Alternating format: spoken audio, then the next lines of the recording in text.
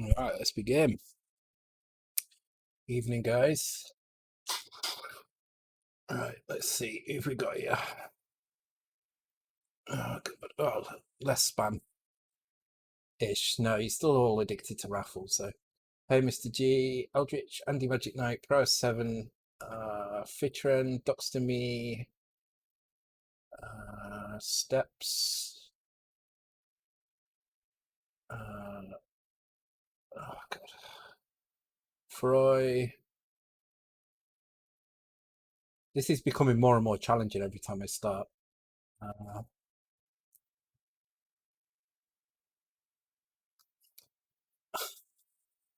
uh, I think that's it actually. Oh, Mad Beagle as well. Welcome, CB Meeks, Docs to me. Yeah, I am gonna start just going with hey all. I like reading your names out there. I like to use here. ClickTech UK. I like reading you all out there. It's important. Okay, so the changes tonight for the bot should hopefully help the spam a little bit. Um, Evening losers. I like it, Andy. I like it. I like it. I might actually go with that. Um, So let me just clear all my messages on here, and then if anything important comes in, I can see it from the notification panel. Um, hey, Sean, go. About time you joined us one night. That's my son, by the way, everybody. So I've been sub to. Oh, and cheers for the sub as well. Twitch Prime just ended. Cheapskate. Twitch Priming on your own father. That's fine. I actually get more out of Twitch Prime, weirdly. Did you? Yeah, good question. I don't think he has yet, even though it's been almost a year. I'm sure I'll answer. Um, yeah, so I've made some small changes to the bot. Um, the main one being that you, well, I actually didn't make any changes for this.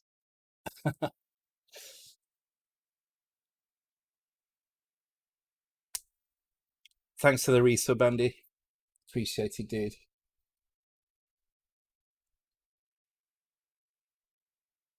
Yes, I think people here do know that. I think people here do know that. Um, yeah, so the first one is you can um, you can message Shimmerbot directly now. I think you could do it before anyway, so that would have solved a lot for the quiz and for the races. Um, and they should still go through. I'll start the races in a minute, and you guys can test it out. But you should be able to still bet on the races. Also, I've added a new command in. I'm not going to do the full command. I'm just going to do it without the exclamation mark. But you should be able to do this now, um,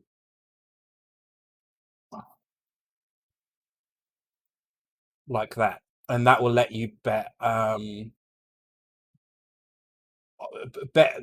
these amounts on race on contestant 1, 2, 3, and 4. So you should be able to bet on all the races at the same time. Um, yeah, exclamation mark race. Yeah, you need to have four numbers in there, but they can be zero.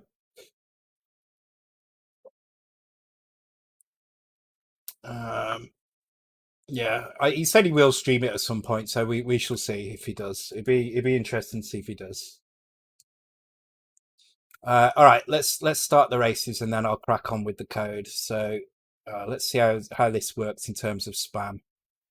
Okay, so start with the quiz. You can answer the quiz as well. I actually recommend you answer the quiz through private message because then nobody else sees your answer. So if you get a typo in it and you spell it wrong, you're not giving a clue to somebody else. So just pop open a window to Shimmerbot and keep it secret. You should be fine.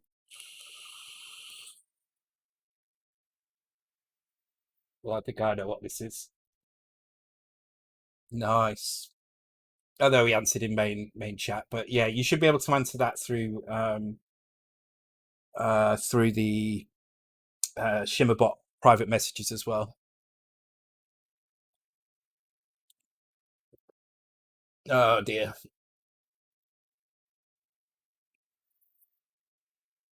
Okay, cool. Right, let's get on with the code. So what I did a little bit today was drew some remaining sprites. So I actually did the sprites in AS Sprite, which I'll show you now if I haven't. Yeah, hasn't recovered any of them. Oh yeah, there we go. So if you remember last time we were having trouble with this sprite, and so I actually did it in this tool first, because this tool lets me animate it in here, and I can check how it looks. So I animated in here first, and then I convert it into here as well. Did I give Steps his pocket money? No. Da, da, da, da, da.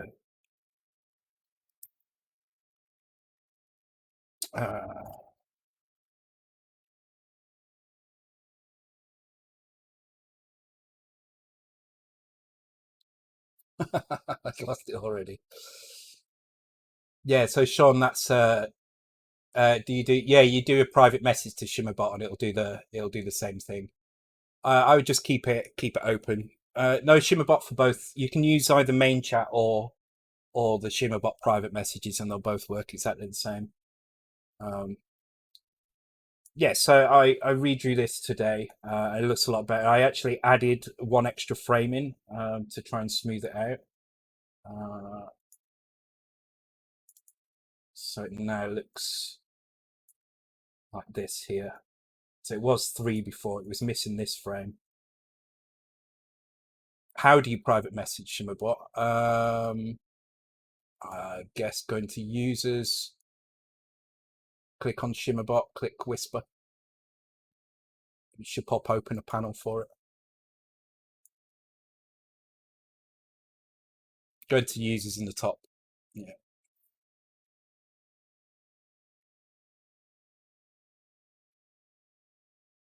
Should be there, I think. I've not actually checked it on Twitch itself, but it is on there. No. Let me show you. Hang on. Have I got it open anywhere? Okay, let me open set.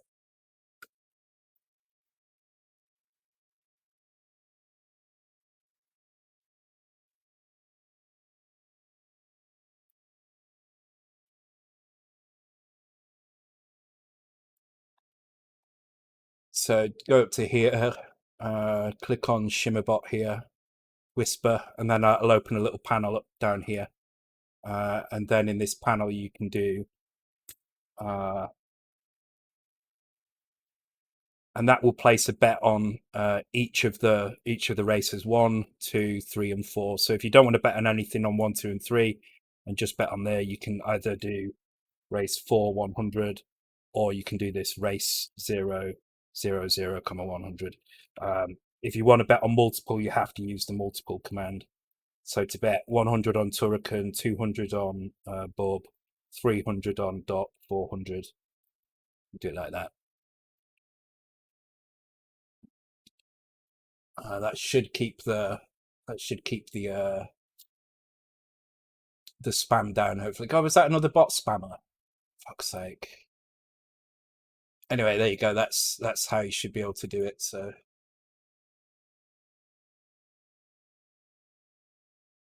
So my name and my intent, it's best to freeze the stream, so I didn't quite what you're saying. Oh, with the races, you just basically type. So if you do points like that, it will tell you how many points you've got, and then you can spend them on the races. So you can bet on various amounts on each of the runners. Anyway, so I did that one, and I also did. I did a couple actually. I did animation wise, so I did the stupid little bat things as well. So that's there. Oops. And I did the drops as well. And everything else was fairly simple to put in. So the only other thing, actually, it seems that I'm missing some. I had put more in and I'm missing it. I don't know why. God damn it. Did I accidentally wipe it? Or did I put it on desktop or something? Ah, balls. I think I lost some of them, but the animated ones are there, which is a good thing. So the only other one was the jumping kind of arrows, the keys, and the heart, but it doesn't matter. The main ones are these animation ones. So I can start putting these in now. So let's actually save. Actually, I don't need to save any of those because I've got them all. So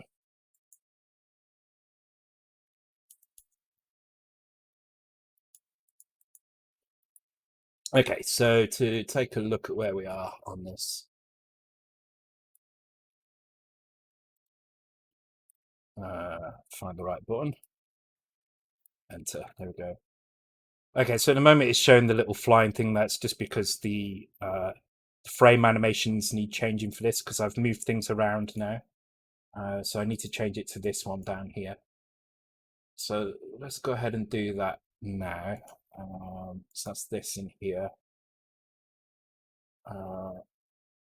which annoyingly doesn't have frame number in here.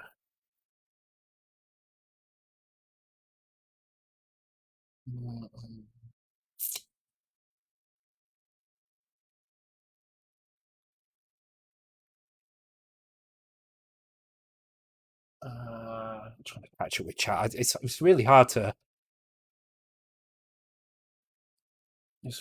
kind of look up there. I need to get used to looking over here again now. Okay, right. So end frame. So these are our start and end frames here. This is what we're interested in. And there's one for positive as well, start and end frame. So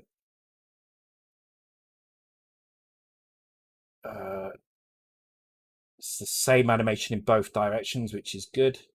So it starts at 4.6 and goes to 4C. So this is 4.6 here, and that's because it's on row 4. There's 2 rows to each one. So 0, 1, 2, 3, 4, and 2 each column. 0, 1, 2, 3, 4, 5, 6. So it starts at 4.6 here. So 5, 6, 6, 0 we need to start at then. Thanks for the host, Akmafin. Appreciated, dude. Shimmerbot doesn't respond to points. That's a stream element. So if you want to do anything to do with stream elements, you have to do points in the main chat. So that's not that's not Shimmerbot. I may change it actually, so you can actually query Shimmerbot. That wouldn't be a bad idea actually. Keep that moment. So that the points you have to do in the main channel, like that. Look at me in seventh actually. God damn it! I need to cheat and have a lot. So at the moment, yeah, just the quiz and the race on Shimmerbot. So anything that wasn't a stream elements thing. Okay, so let's have a look at this. So this should be 6.0, and this was going from 4.6 to 4.8, 4A. 4C was this one here. So we need to go from 6.0, 6.2, 6.4, 6.6 to 6.8. So 6.0 to 6.8. So 6.0 to 6.8. What is this? That song was quite.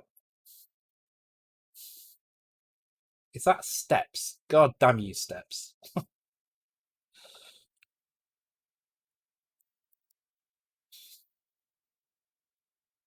This is a new thing though, isn't it? Troll me with Christmas tunes.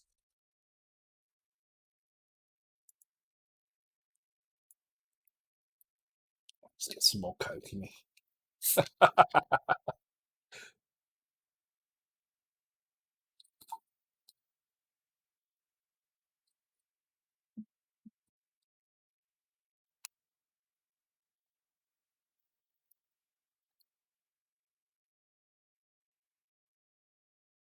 Special bot for Hayes to troll. And maybe a separate channel for Steps Christmas tunes.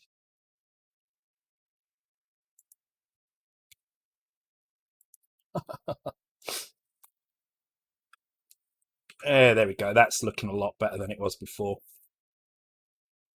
So the only thing it really needs to do now is jump off the ground a little bit. I mean, the sprite itself is lifting it off the ground, but it would be good if it could just raise up a little bit as well.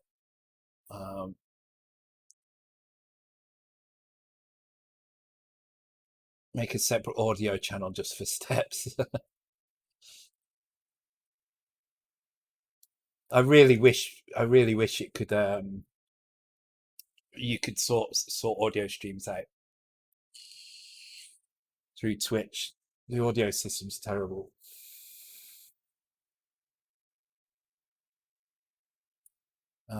Okay, so I'm going to make this just lift off the ground a little bit. So let's have a look. We've probably got a snap to the floor somewhere. Actually, we don't have a snap to the floor. In fact, this is not doing any falling at all, so...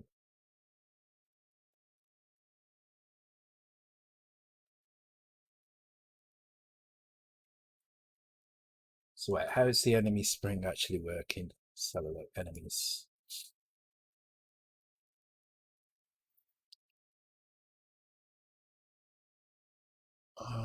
It might be worth trying left and right.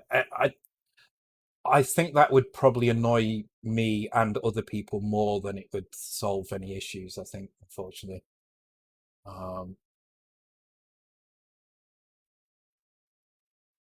Because I only use one headphone, so immediately that would put me at a disadvantage in having to get the right headphone in all the time.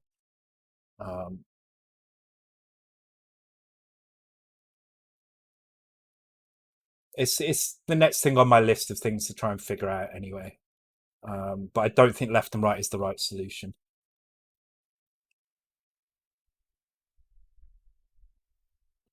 I'll figure something out. Yeah.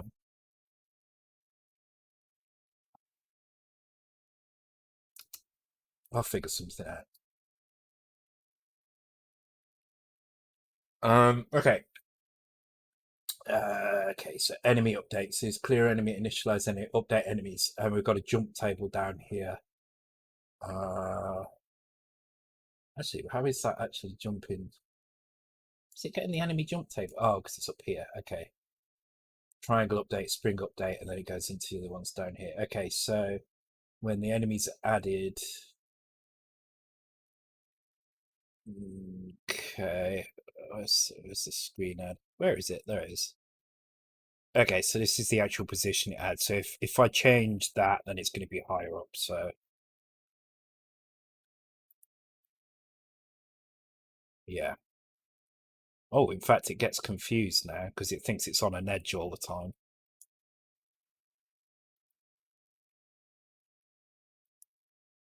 Okay, so what we can probably do here.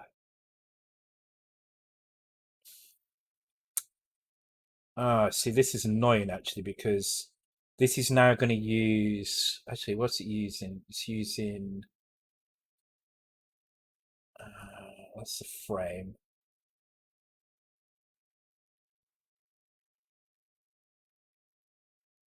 Check writing down. I'm just trying to work out where it actually. God, you can tell it's been 2 weeks since I did this. Already confused by it. Okay, that's right. We're using positional values for the enemies, which should be in here, I think. So let's just bring that over here.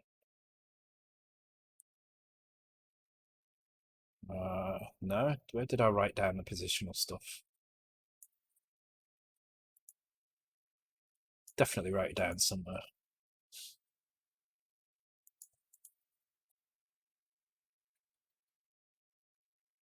I can't remember what the RAM stuff is called. Oh, RAM. There we go. Okay, here we go. So we've got X and Y here. Yeah. enemy check left and down. Okay, so because what I want to make sure of is that like enemy positional checks are done using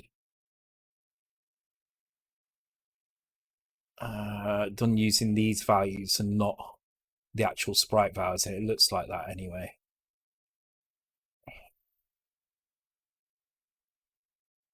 Current enemy update.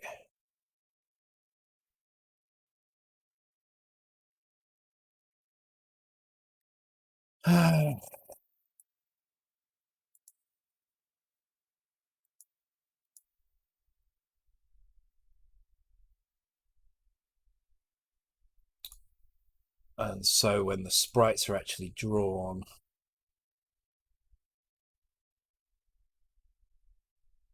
so what I'm trying to do is I'm trying to make the spring just hover a little bit based on its frame. So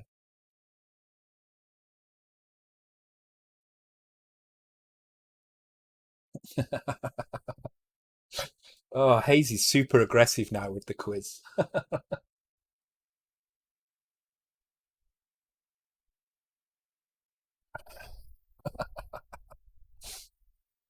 Let's see who gets this quiz then. Remember, you can use your private messages to do it, and it'll just save the spam in the chat. You don't have to, but it would help me out if you did, obviously.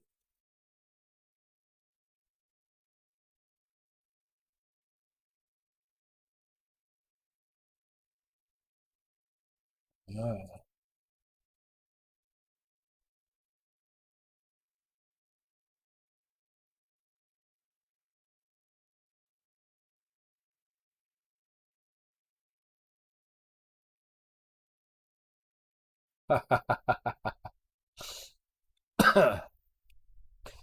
I think both Hayes and well, I think Hayes must have had a go of it already because I think Hayes knows what this is.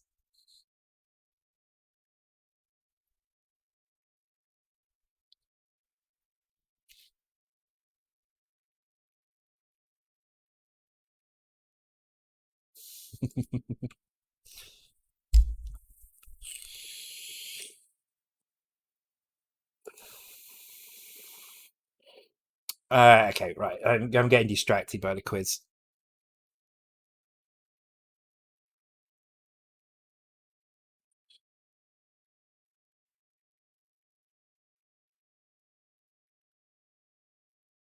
Okay, so this is where the enemy but they are set using these values. Okay. All right. I'm not going to worry too much about the spring then for now. I'm just going to move on to the next enemy. Come back and sort these out later. Okay, so enemy 3 then. So enemy 3. Let's do this little flying dude. Um,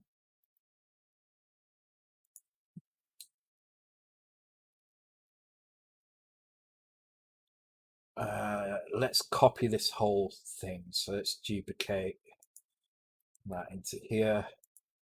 Let's call it bat.asm. Let's get it imported in here. So it's the right one. New spinning bouncer looks good. Yeah, it's a lot better now. Definitely a lot better now. It was really bad last week. I think it was just that extra frame. Doesn't look too bad on C64 because the pixels are wide, but when the pixels are a lot smaller, it's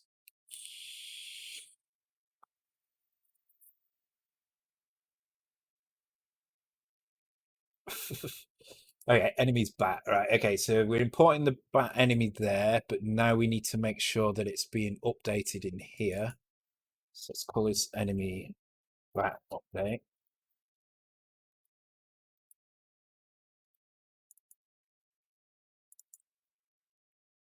Okay, so the bat update is a little bit different. So I might actually shuffle this around and just add. I think it's just easier to add an extra frame in here rather than. Yeah, I'm going to do that. Okay, so I'm going to move these down to here. because we've got loads of space for sprites, so it's fine. And I'm just going to put that here as well. Okay, so if this is 60, this means this is 80. So let's go and change those frames. 8088. 8088. Okay, palette wise, actually, do we even have palettes set up for? Oh no, we have one palette set up, don't we? That's it. Okay, so probably need to set another palette up. Yeah, so palettes. So we've got the blue, we've got the spring. Okay, so let's pick a decent looking palette from here. Where's it gone? There it is. Okay, so I'll use this and hang on, can I get the no? How do I get the so we're getting RGB 266 versions of this, I'm sure there was. Oh, I remember. Okay, let's just launch it, and then we need to come in here and change it.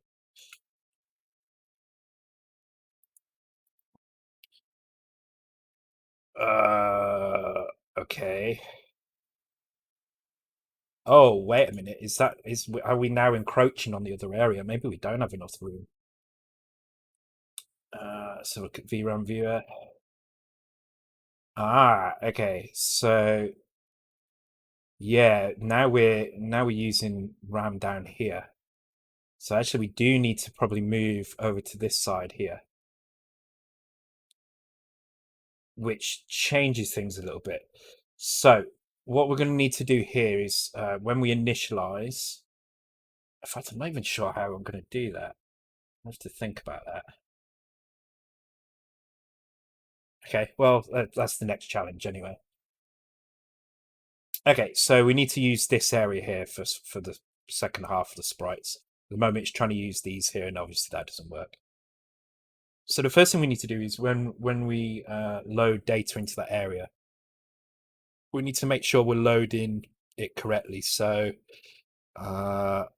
we have this init fonts thing, copy sprites. Here we go. That's what we want. And that is in loader. Okay. So this is the problem at the moment. What's happening here is it's copying sprites from this location into this location by this much, but the problem is that is 800, so it's actually stopping when it gets to that point. Okay, so in that case we need to duplicate this loop, but instead of resetting DE, we'll leave that the same, and we just need to change the bank.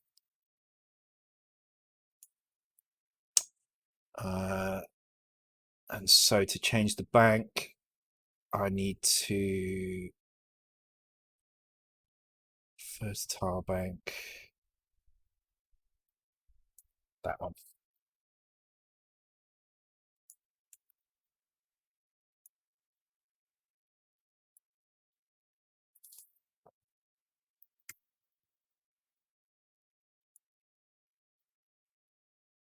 Okay, that should do it. Let's give that a try.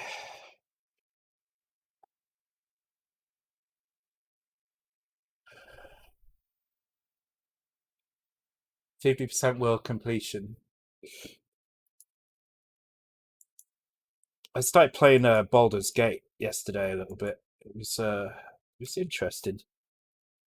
I do like that format, the kind of turn-based combat format. It's just like playing dice games again. Oh, Factorio! God damn it, that game! That game is just a live sync. I dread to think how many hours I've spent on Factorio. Baldur's Gate 3, yeah. It's kind of nice. I like it. If you like pen and paper RPGs, then you'll like it. It's It's pretty good. I like it. And for early access, it's very impressive. I mean, it's not really early access, and they know it's not. Okay, why is this not copying over to the right bank? I'm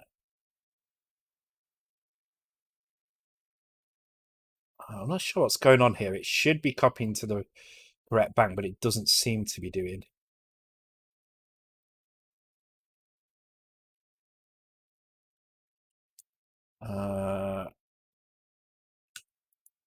Let's try it again. I'd love to know where it's putting those sprites.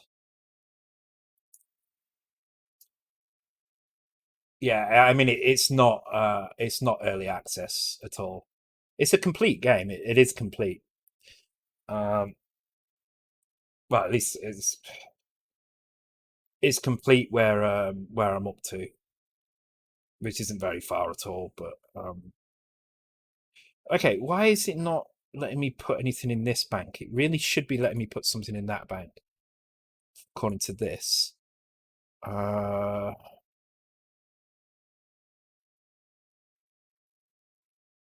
Because this works for this side, but it doesn't work for this side. Let me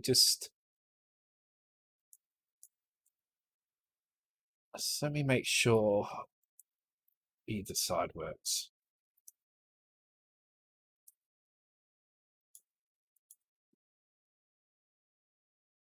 Okay, it's like something is blanking out this area for some reason. Because it's letting me draw this half, fine. And it's not letting me draw this half, and you can see it's still got the Nintendo logo up here. So it's failing to draw that second half for some reason. So let me just have a look if I need to do anything special.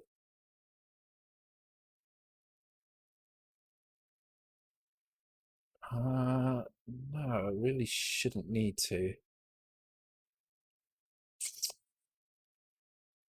Let me try doing that after I've done that. Maybe. Wouldn't have thought it's that though. No, it's well. Actually, we're doing it there like that. So okay, let me try that. I have a feeling something else is overriding it because it's completely blanking out here for some reason.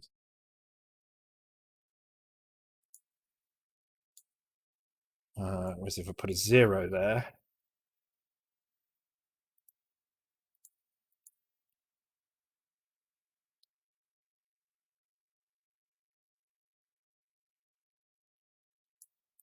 Yeah, world completion in Guild Wars 2 is draining. It's such a big game. That's the problem.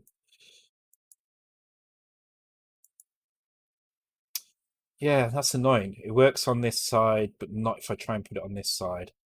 Huh.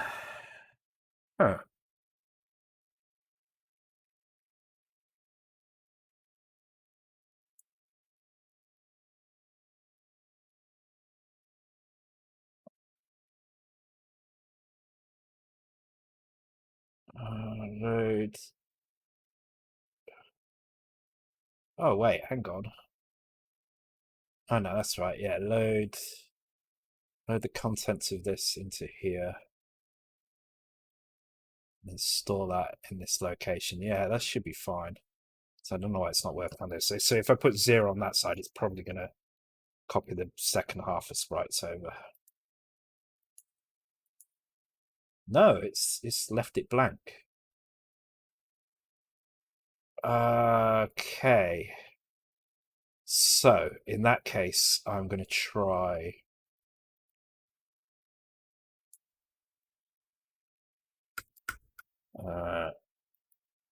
Try that.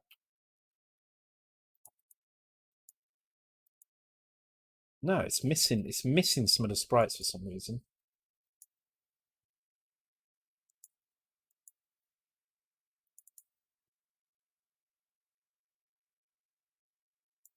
Oh, and it's deleted the sprites off here. God damn you!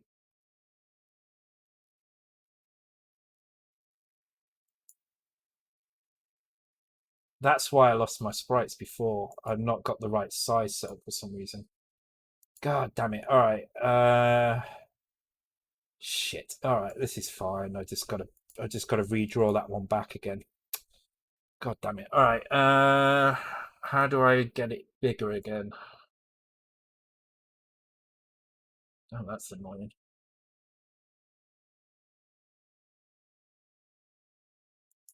Oh, I know. It's because my file is too small as it stands. Okay, so that's a pain in the ass. That means I've got to go and copy them sprites again.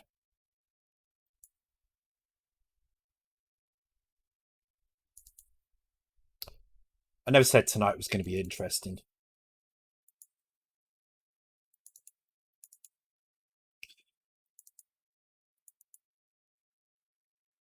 Yeah, it's too small. The file's too small.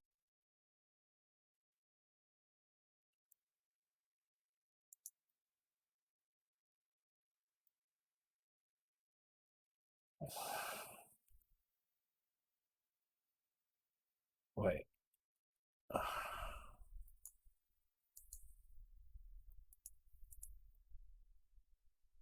How do I make something bigger in here?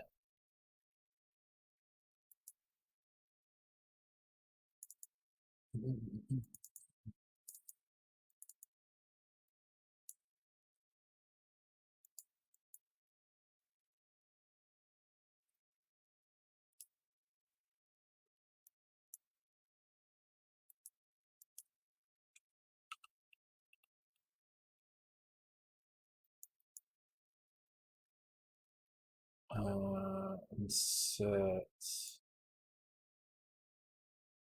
There we go.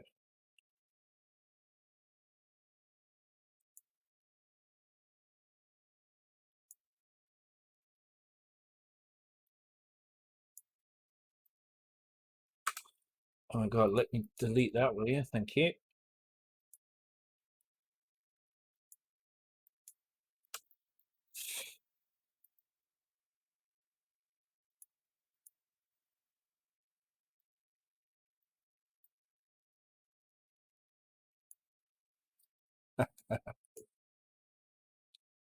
Thank you very much for your trend. Yeah, it is quite frustrating. Oh, thanks for the follow as well, Clunky. I missed that.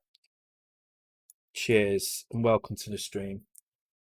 Yeah, I'm thanks for the bits, Fittrend. So I'm just trying to get the sprites to load in, and I've inadvertently deleted um some sprites towards the end of my thing. So I need to draw these back in here. So we only it's true. Saturday night is very much. Oh my god, I've lost it from here as well. Oh, I don't believe that. Oh no, it's here. We go. God. Okay. There we go. All right. So I need to redraw this guy basically,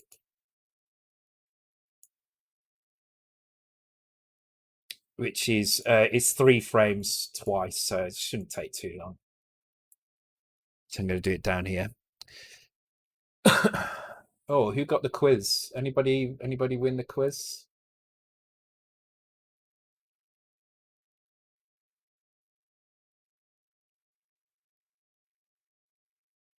Steps won it. What was it? Legend of Cage. Yeah, it should still show your bet in the video feed.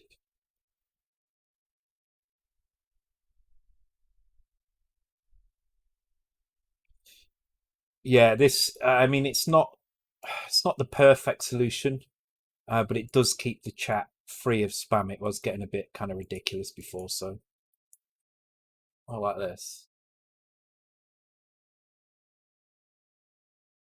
Steps DDoS and you can win the quiz.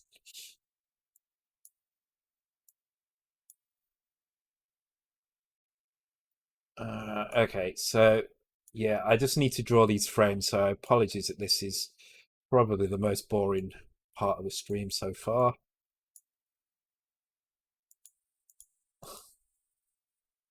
One day you guys are going to get sick of the entertainer. Although this is a different one. It's also a very short one.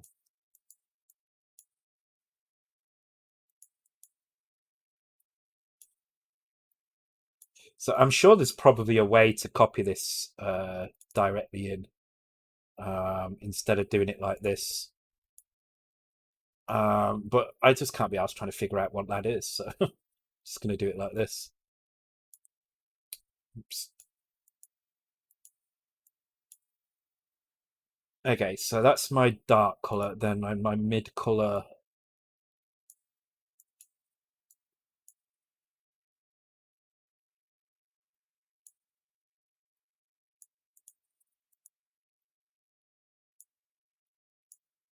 No mid color on that.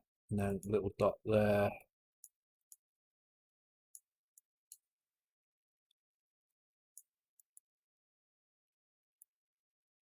And I can see now I've got the right number. So I need to check this number up here. It tells me how many bytes there are for this animation. So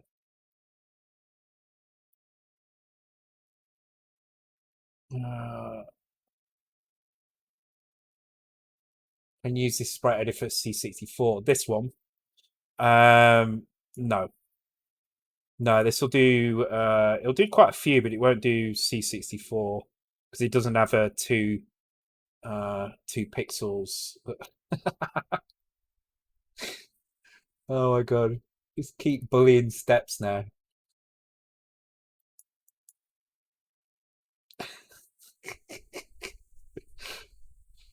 But this one you could potentially use. So this is quite a well-known pixel art tool called Sprite, and this does indeed have Commodore 64 palette in here somewhere. Here we go.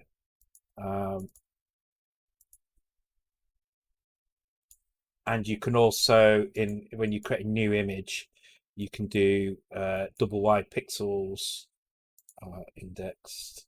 Go. And this will do, although it's zoomed right in, but it will do double wide pixels as well. You'll have to deal with your color clashes yourself, but like making sure you have 4 pixels, 4 colors in one area. But then you can import it into other tools. So it's quite a nice little tool. But this is what a lot of the artists use for the pixel art games nowadays, and it's pretty cheap as well, so it's worth getting hold of. I think there's a free version as well.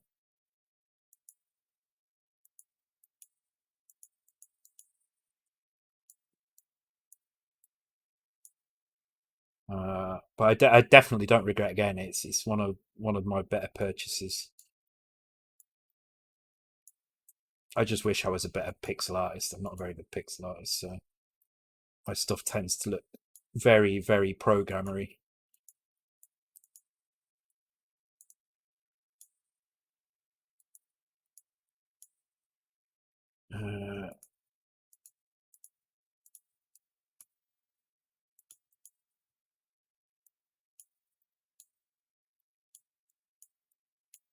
There we go. So then the light is this one.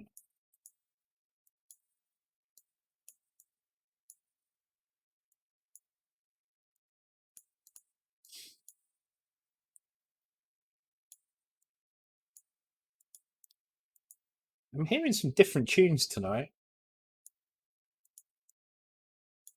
These aren't the normal ones that you guys pick, so okay. And then the last frame is this one, and then the fourth frame is just the other frame repeated.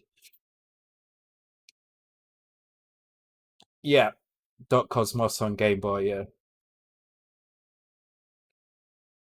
Hey, FXPT, welcome to the stream. Hope you're doing well.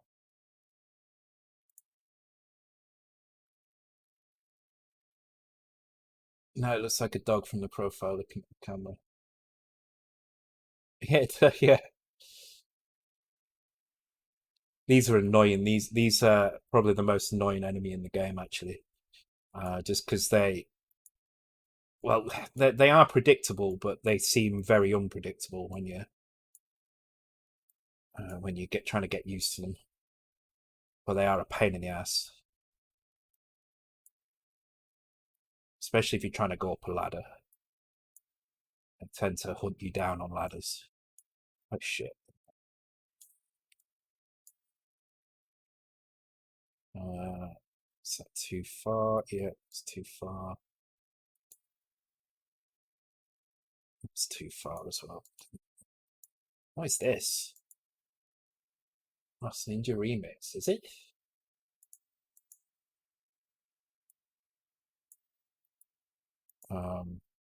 Okay. If it says so, it's Last Ninja Remix.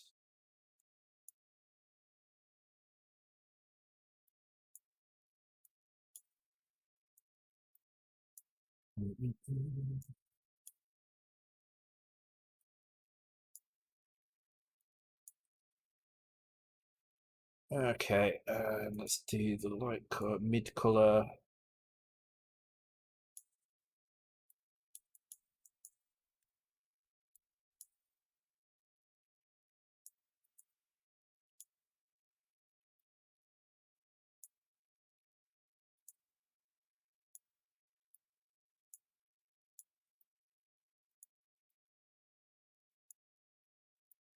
This doesn't necessarily solve the issue I've got with the sprites, but at least it means I can actually save them out properly now.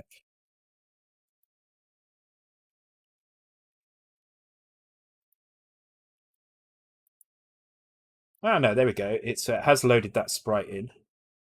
Okay, so now let's try and load that into the right bank. So let's try loading into that bank. I'm gonna sort some. It's the dungeon level. Oh well, that's why, because I don't get that far. I never get that far in this game. I was never very good at Last Ninja games.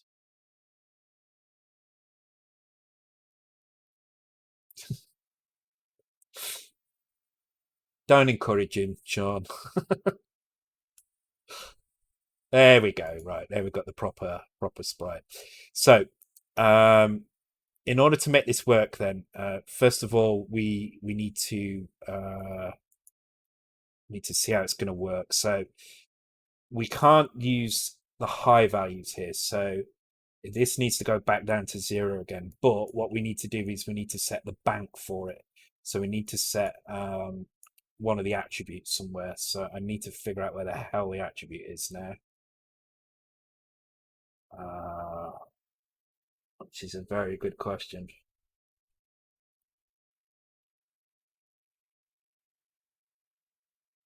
So I have no idea where that's going to be.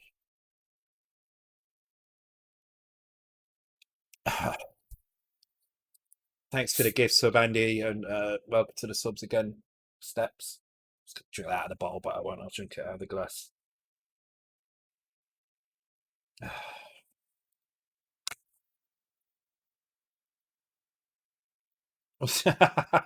Yeah, you do need to tread lightly.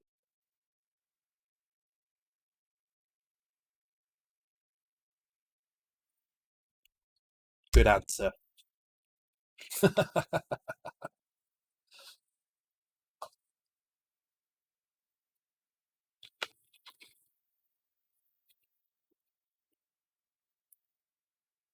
That gives you one free Christmas tune.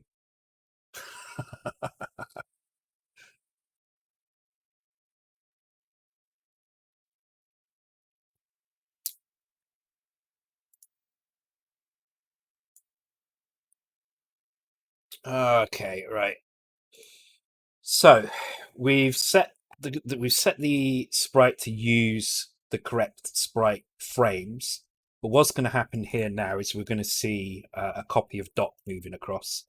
And the reason we're seeing that is because, actually, why is it not animating? It should be animating as well, but it's not. But the reason we're seeing that is because it's using the wrong bank. So it's basically just using this bank here and moving between here. Actually, it should be using all the frames. I don't know why it's only using those, but it should be using this one here. So we need to make it switch to that bank. Now, the correct way to do this is for any given sprite on here, you can change the. Let me find the right one. That one there. You can change the bank number that it comes from. Unfortunately, it's not going to let me do it from here. So need to figure out where that is and change that. So let's put Rick Astley on.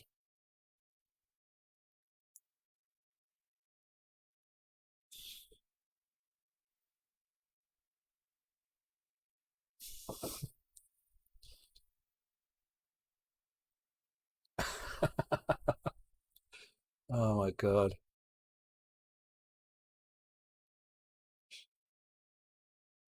Hayes is just constantly timing out steps.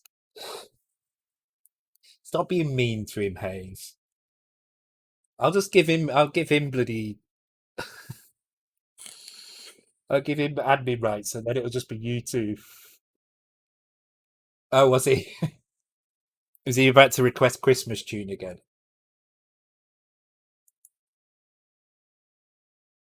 What I should do is go through the SID, and if it contains the word Christmas, Merry, Xmas, Snow, anything like that, just make it play this tune instead. That would be kind of funny. But then we'd all get sick of that as well. Okay, right. So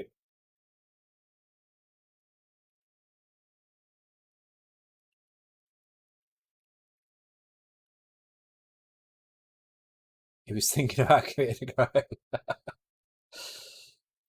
a thanks for the resub, Warlock. Welcome. So just trying to figure out where the attribute is set for this sprite. I'm not even sure where it is set because it looks like it's just being stored into RAM.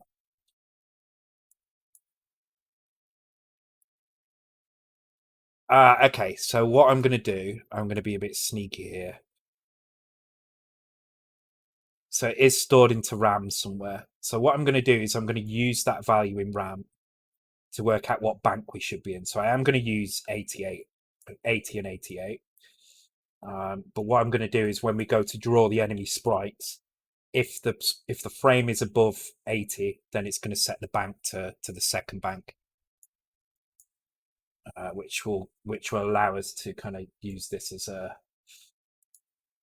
a single contiguous bank rather than two individual banks. So there should be set enemy sprites. Here we go.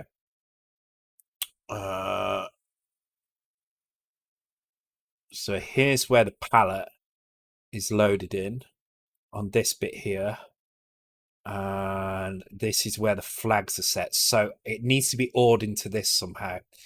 So first thing I need to do is work out the frame, which is this bit here. Okay, this is... Oh, wait, hang on. Hang on, is that right? No, it's not, is it?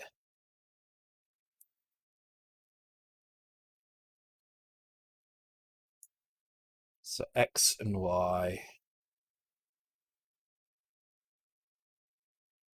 Oh my god, this is a mess, this thing.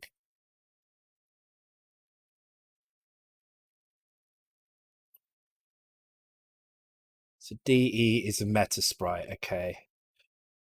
So this is our tile number here.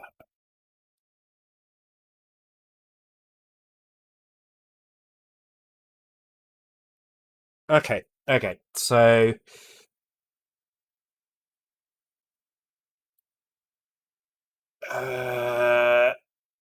okay, so what I'm going to do is compare A to 80. Whoops. Zoinks.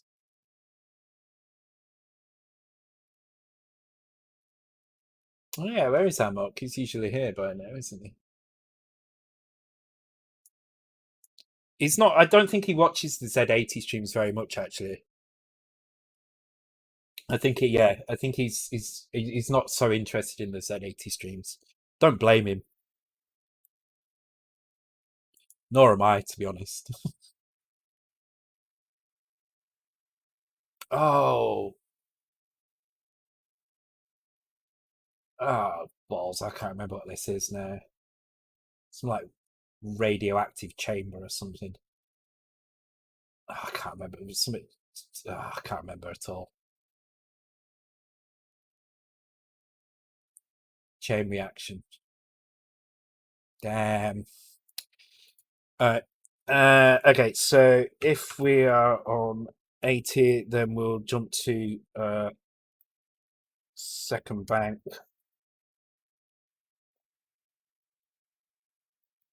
Call this first bank, second bank.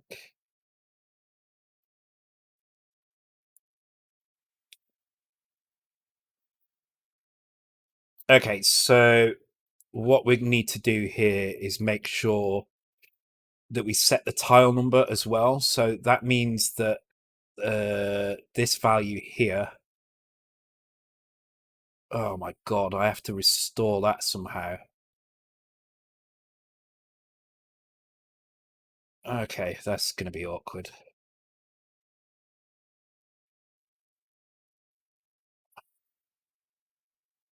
Pop AF, pop AF. Okay, so if I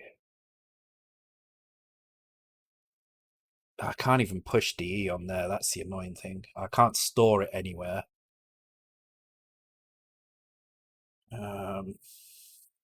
God, you know what? I need the toilet. Right, I'm gonna go for a quick break, guys.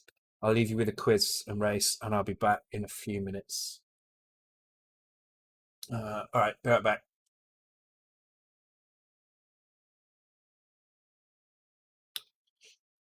Oh, thanks for the resub, fresh cat meat. Appreciated. Oh, stop the break. How did the quizzes go? Anybody make some amazing kind of progress?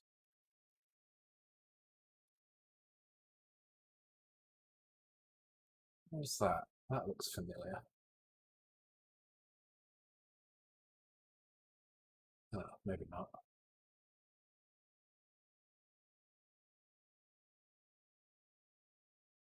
Someone got 40. Wow, okay.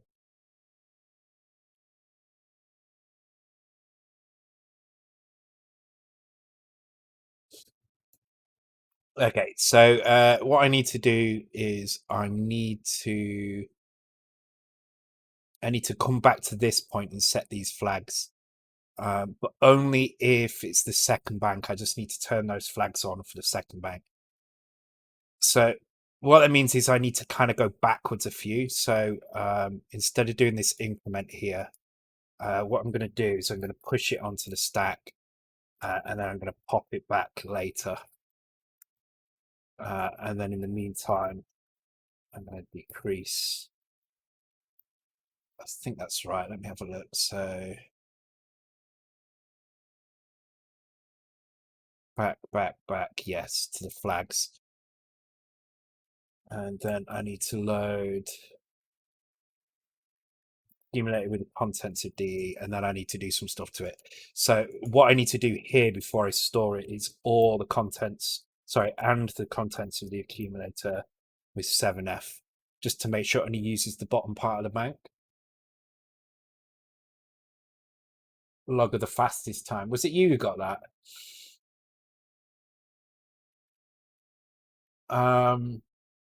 Can I? Yes, I can probably do that, I think.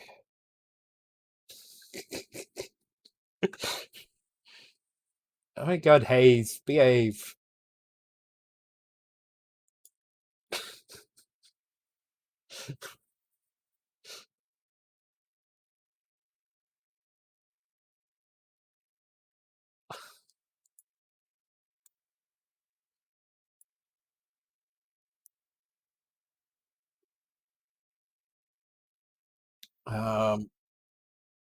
I mean, this is the opposite of spam. You're removing messages, so I don't know what the hell's going on half of the time.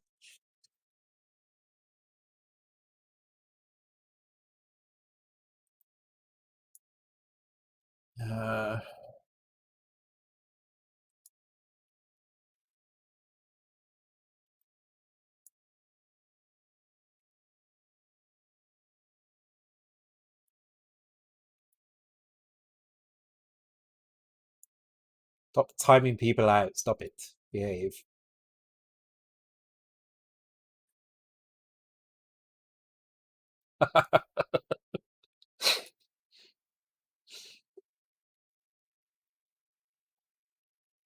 Oh God, Christmas tunes again. I've only just realised I'm too busy distracted by that to realise. Okay. What's that?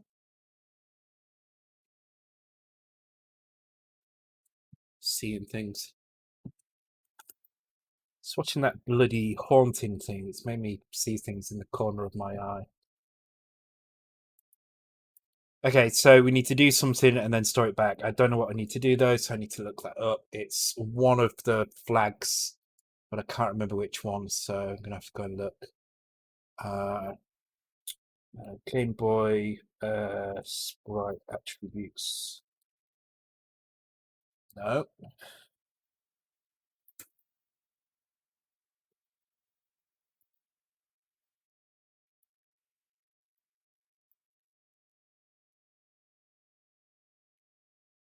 Please, no more Christmas tunes.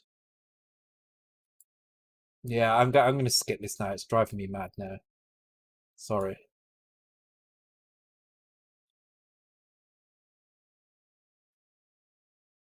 Wow, chain reaction was very short.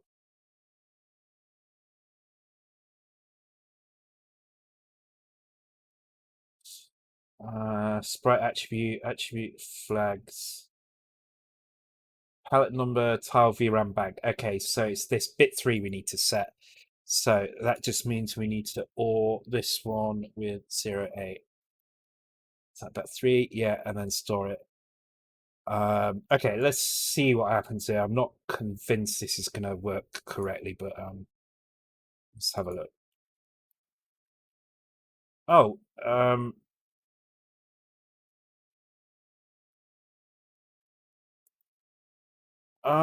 okay, it's kind of working. It's this value here. Instead of, we need to do a carry flag check instead. Sorry, not carry, not set. There we go.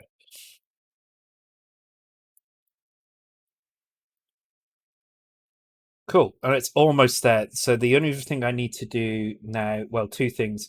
Firstly, I need to set the colors right. And I also need to add the extra frame in as well. So if I go, let me just minimize that. Let's copy this from here.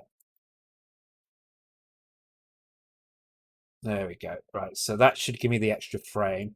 And then from that, I should be able to set the color. So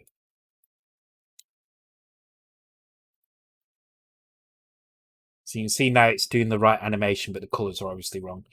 So what we can do now is we can go into the VRAM viewer and we can have a look at the palettes. So at the moment it's obviously it's using this palette. So we need to switch it to use, we'll make it use palette 3 here, and then we'll set some values for that. So let's sort the palettes out. So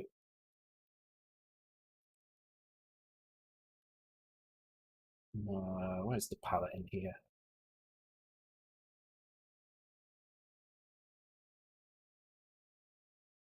Do we set it in there or do we set, I think we set it up here, don't we? That's right. Yeah, okay. Palette number for each type of enemy.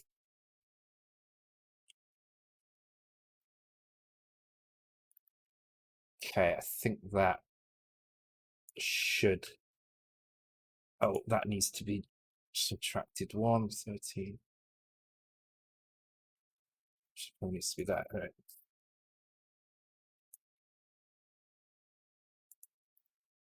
There we go. Right, so we've got this wacky palette now. And we should find that that is, actually it's one past where I thought it was going to be. Oh no, that's correct, because we've got the, yeah, that's the spring, that's the triangle. This is the, that palette there, which is correct. So it's this one here we need. Okay, so we need to pick some colors for this. Now, in the original game, oh, I need to we go.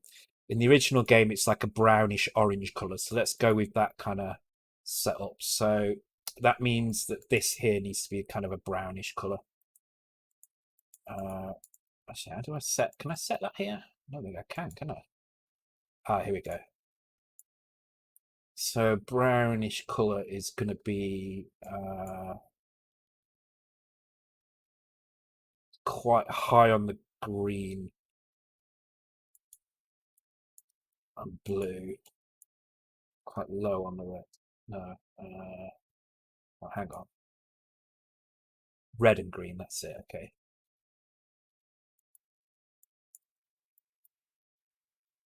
Okay, so that's like a horrible color, actually.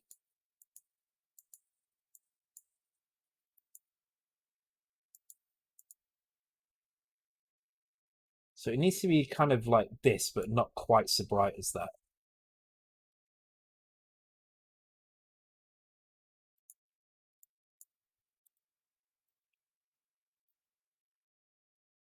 So how do I make it less bright? I guess adding more blue. No, that makes it.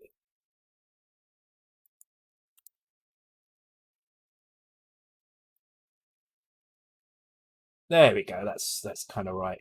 And then the dark bit is like a grayish color. So this needs to be kind of quite darkish. So a bit too dark though. So let's bring that up to 07.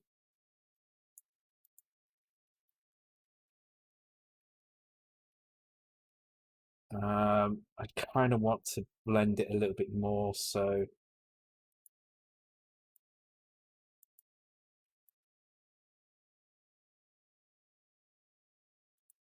maybe it needs to be closer to the orange. That's too close now.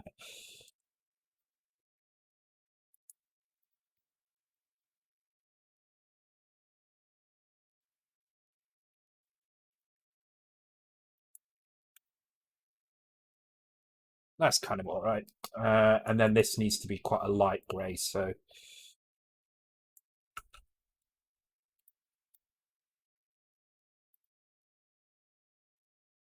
that'll do. Okay, now with those values in there, what I can now do is I can copy them into the initialize in here. So we've got these palettes here. Just basically need to copy one of those.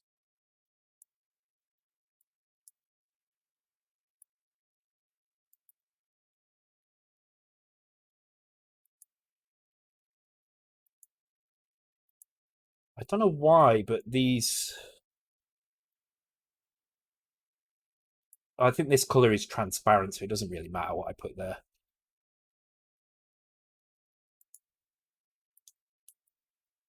But these values need to match. My F2. My stomach's been really funny again. I haven't had a curry this time, so I don't know what it's doing.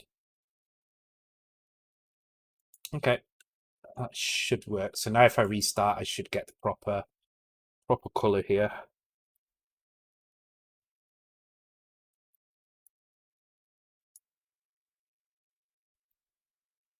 Yeah, there we go.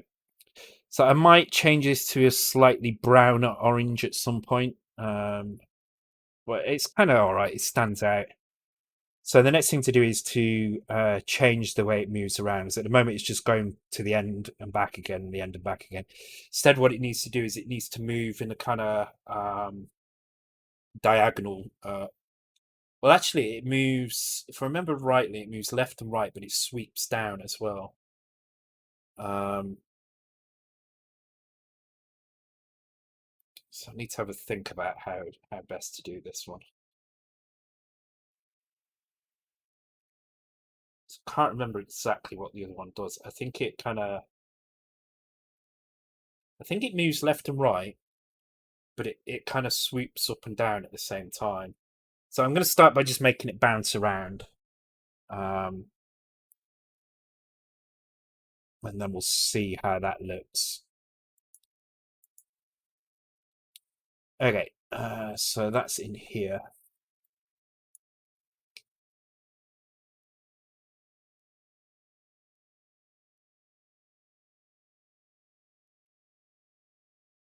And here's where we check some direction stuffs.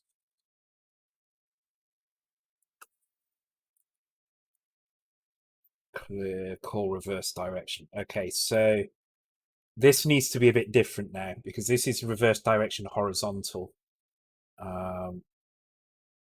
So let's go through this step by step. Okay, so positional. Damn, I shouldn't take a week off when I'm doing behaviors like this because then I can't fathom out what the hell I'm doing. Byte 1, X, Y. Okay.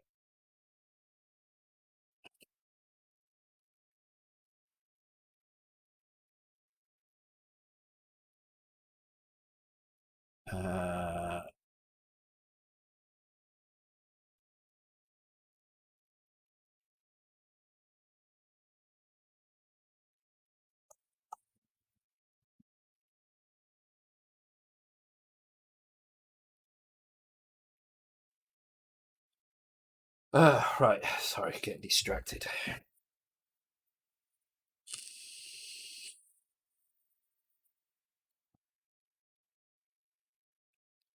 Okay, so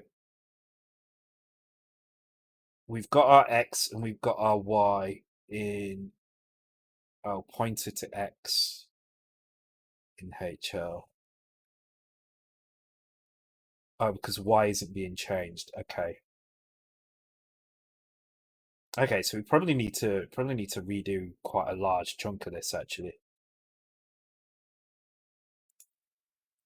So let's have a look at this. So what do we want to do? We want to update X and Y and we want to update it based on the direction.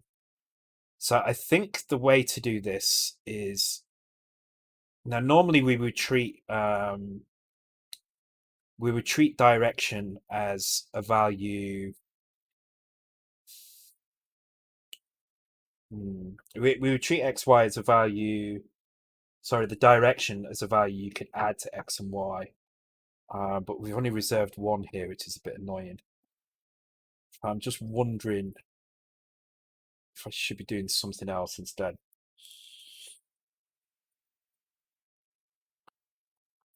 I need to think about this.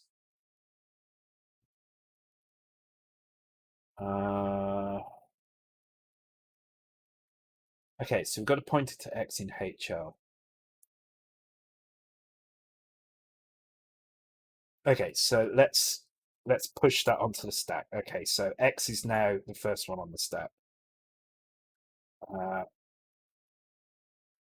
then do the same again, and now we have X, Y on the stack. And then these are the other values we get. Now, how are those actually set when they're loaded in? That's what's interesting here now.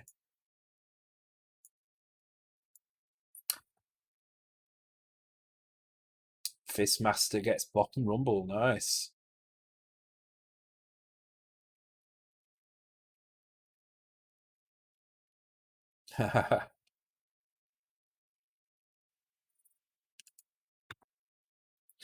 Okay, so enemies, initialize enemy. So initializes all of these values with 0. It sets direction to 1, but sets all these to 0. So that's how these are initialized at the moment.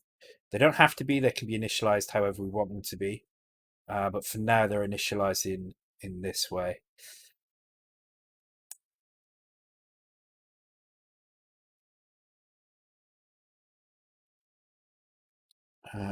Okay.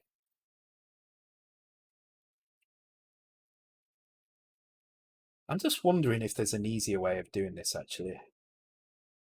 Because one thing I'm doing a lot is this weird kind of increment decrement thing all the time. And I'm just wondering if there's an easier way of doing this.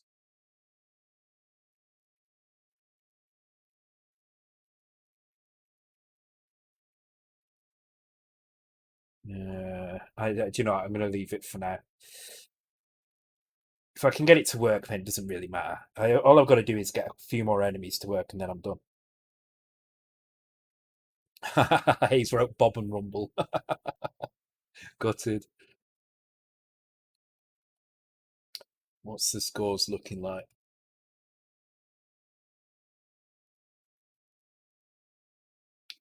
It's interesting. It's not as kind of. I thought it was going to be. I thought there was going to be. Well, I had a feeling Steps was going to break away, but I thought there was going to be one or two more with him. But it seems like Steps is out on his own, and then it's like, yeah, Eldritch and Hayes are kind of closing in. SP 17, SP 175 closing in as well. It's interesting. It's going to be even more interesting when I add more platforms in.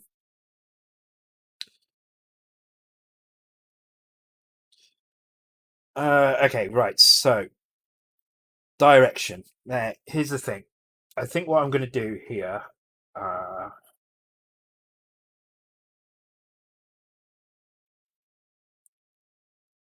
I'm going to treat the direction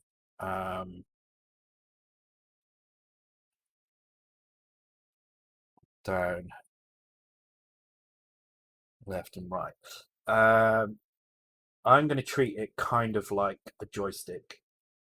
So our direction is going to be. Oh no, because again, it's going to be set to 1 to begin with. See, I feel like that's kind of not ideal either. Try to think how to do this in a way that's going to work. Enemy stage index. Maybe I can use both of these.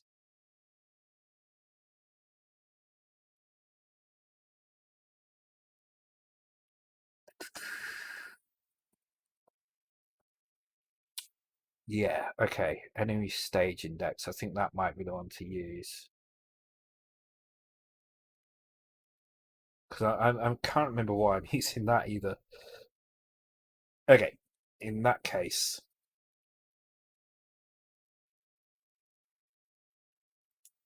So now we've got the direction in B.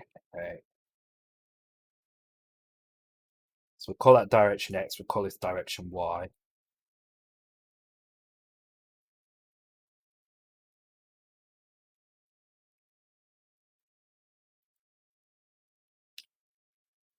And put that into C.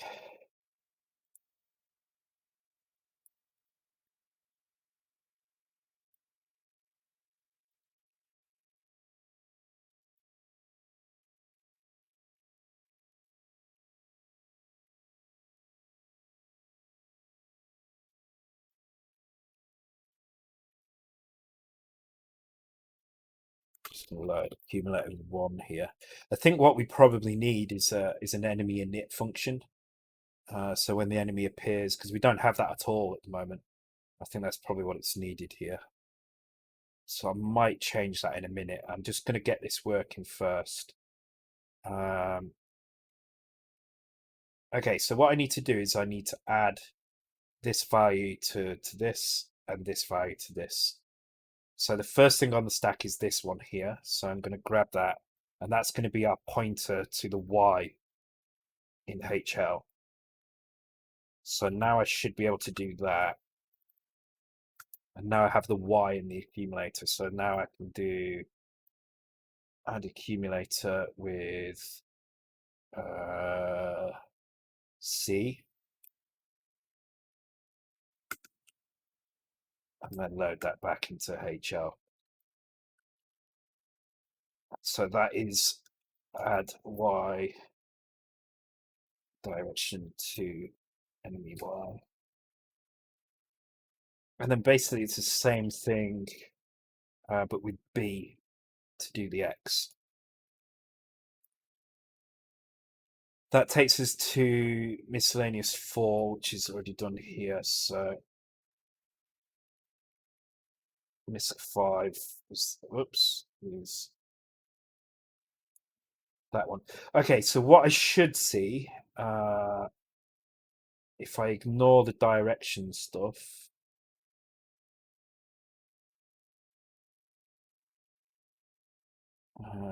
what is this? This is timer. I'm not sure what the timer is actually doing. I can get rid of that now. Don't need that.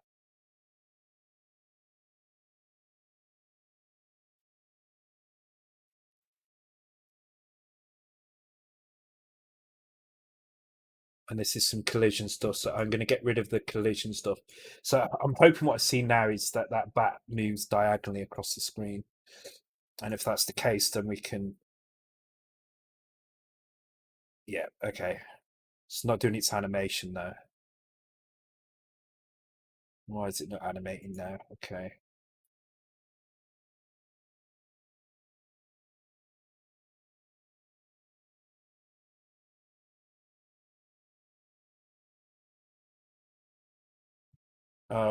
Okay.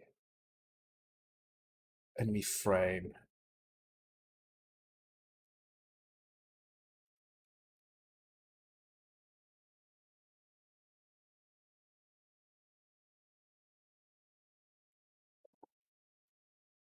Okay, most of that can go then as well.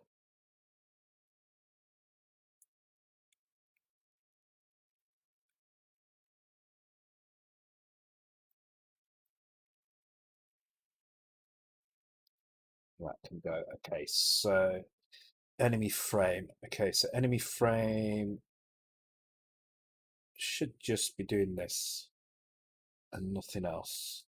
Let's try that.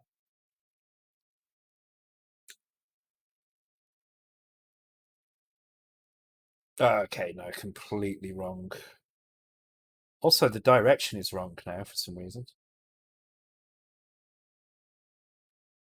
1-1. Oh no, it's probably right actually.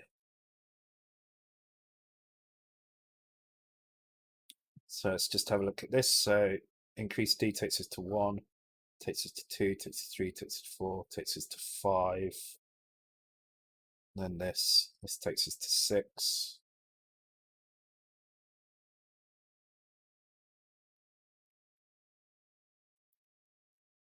Okay, why is this timer here?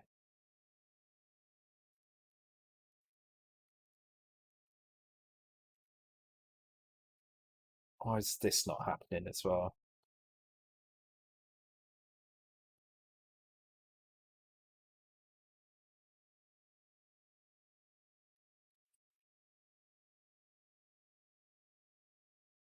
Oh god, my stomach's really not good. I probably shouldn't be drinking this Coke actually.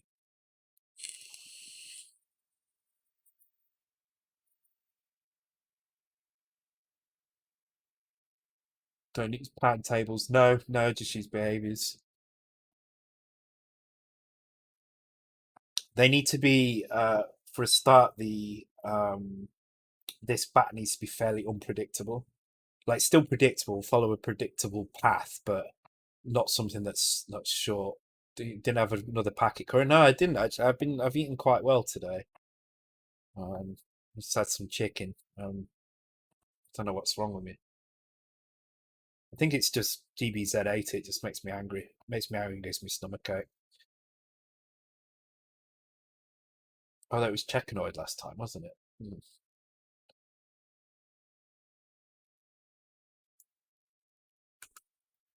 Okay, let's try. Oh, I can just do break, can't I?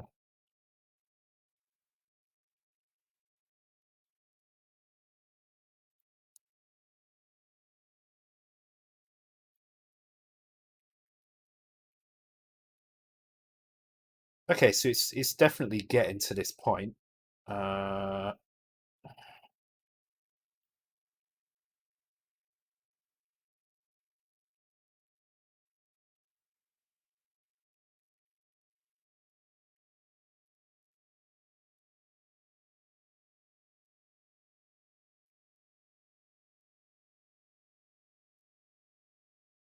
okay, why is this not working?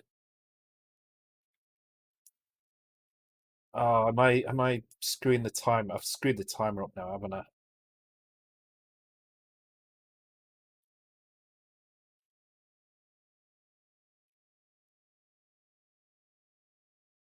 No, it shouldn't be. It should be screwing up.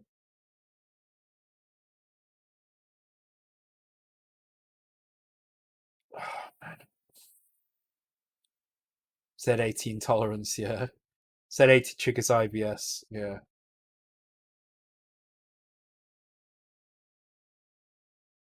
Oh god, I recognise this. Um, Yeah, I'm not actually sure what's different here. Timer is here,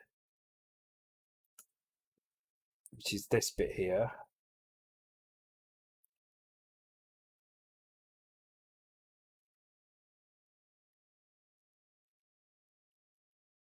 Oh, maybe I'm not reading the.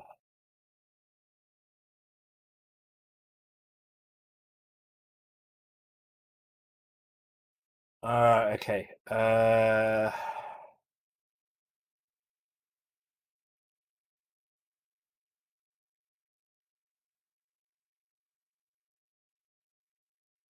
Wait, then that is setting it to 0. So go to 0.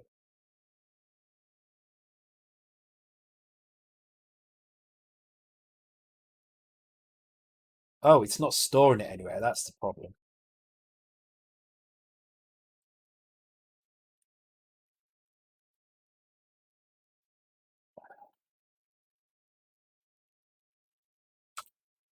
Oh God, I am gonna have to go to the toilet again in a minute. God damn it. Ah, fuck! I need to get rid of that breakpoint.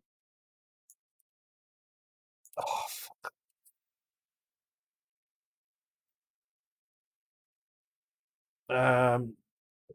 Not quite. Right, I'm gonna have to go. Sorry, guys. I'm gonna have to go to break again. God's sake, what's wrong with me? Breakpoint that colon, yeah. Uh, all right. I'll be back in a few minutes, guys. Be right back.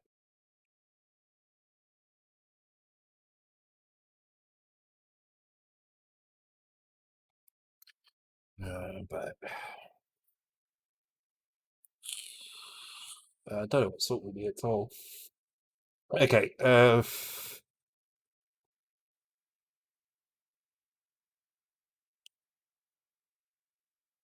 Yeah, I'm fine. Um, it's not a. By the way, it's not a deprecated command. You can still use the other command. It's just if you want to bet on more than one race, you use the other one. If you just want to bet on one, you can still use the original command. Both will work, and they'll stay like that as well.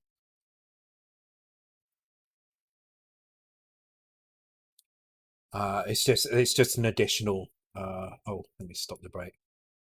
It's just an additional multi-bet command just to make betting on multiple easier.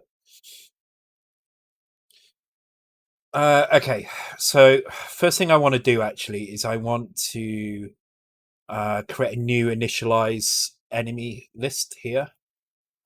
So I'm going to call this enemy init table.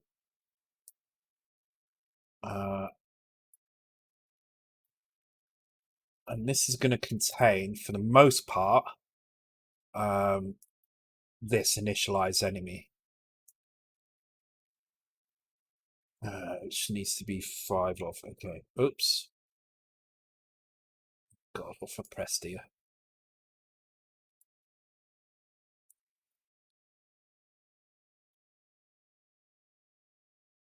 Right side of the race start screen.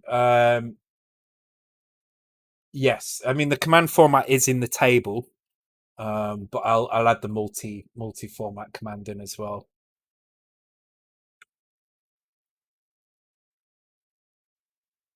Oh my God, I can't even remember how to freaking do this now.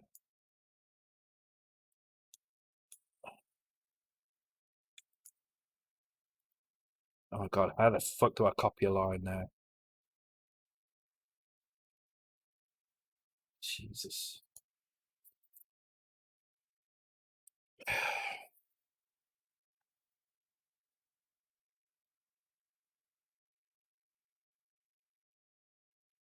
Okay. Yeah, so the reason I'm doing this is because I'm gonna enhance the enemy updates because this is a bit messy the way this is working. And while it's fine for some enemies, for some of them it's going to get confusing. So I'm gonna start enhancing these a little bit. Um, so first thing we need to do is we need to make sure that when we do an update, um, we can do the same thing here. So enemy indirect call.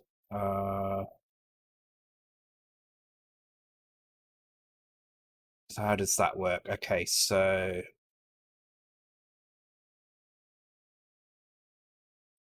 like this, basically.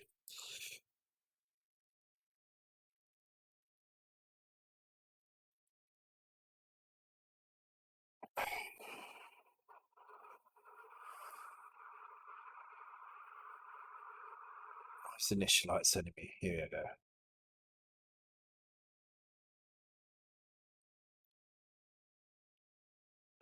Okay, so let's go through this methodically then. Let's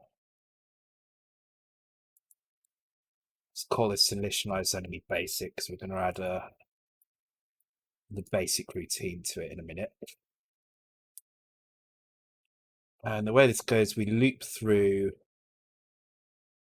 and we call initialize enemy, which needs to add 5 to DE by the end. So first thing we need to do then is push DE in here, pop DE at the end, and make sure we add 5 to it. Oh, I could probably do this a different way, but just fuck it, I just can't be asked. I just want to get it working there. Losing the will to live. It's quite close to being finished this game, though, to be fair. There's not a lot left to do on it. Okay, so that's our initialized enemy, and then this would be initialized enemy basic. And initialize enemy will actually, we don't need to do that either, because as long as all our init functions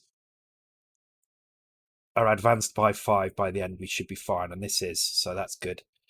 But what we do need to do here is we need to figure out which enemy we need to show. So type is in A at the moment.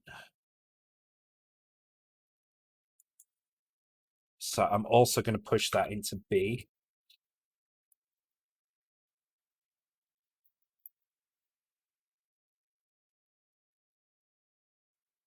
So putting brackets on it to register. Now we do the same thing on the update here, where we take the enemy type and we use it to form this lookup table. And we do that by, so I'm going to load accumulated with B, which is type from B, double it, enemy jump, enemy init table.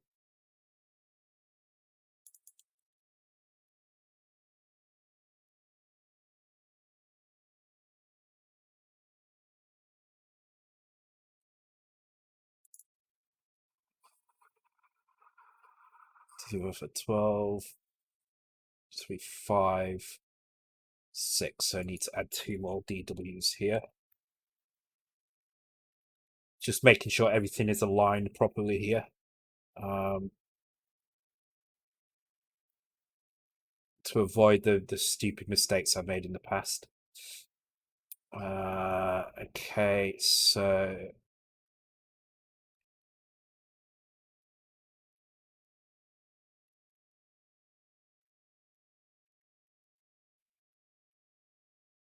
okay, so this does our indirect call, which means we don't need that.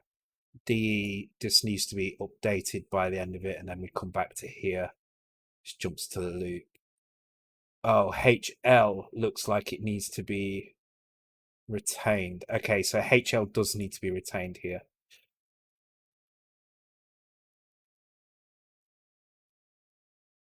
Okay, that's fine. We just need to do push HL. Oops. Thanks for the follow, Stormic. Welcome to the stream. Hope you're doing well. Okay, so HL, yeah, DE, we return anyway. So I think this is fine. Okay, let's give this a try. So this should just work exactly as it did before right now, because we've got all these initialized basics here. So I shouldn't see any difference in the way this runs. So I should just have my thing moving down this way. Yep. And if I change that enemy to be something different, Can't remember what it was now. Is it in assets or something? Screen imports. There we go.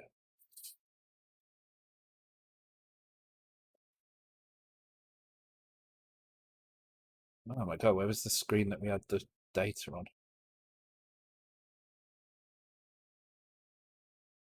There it is.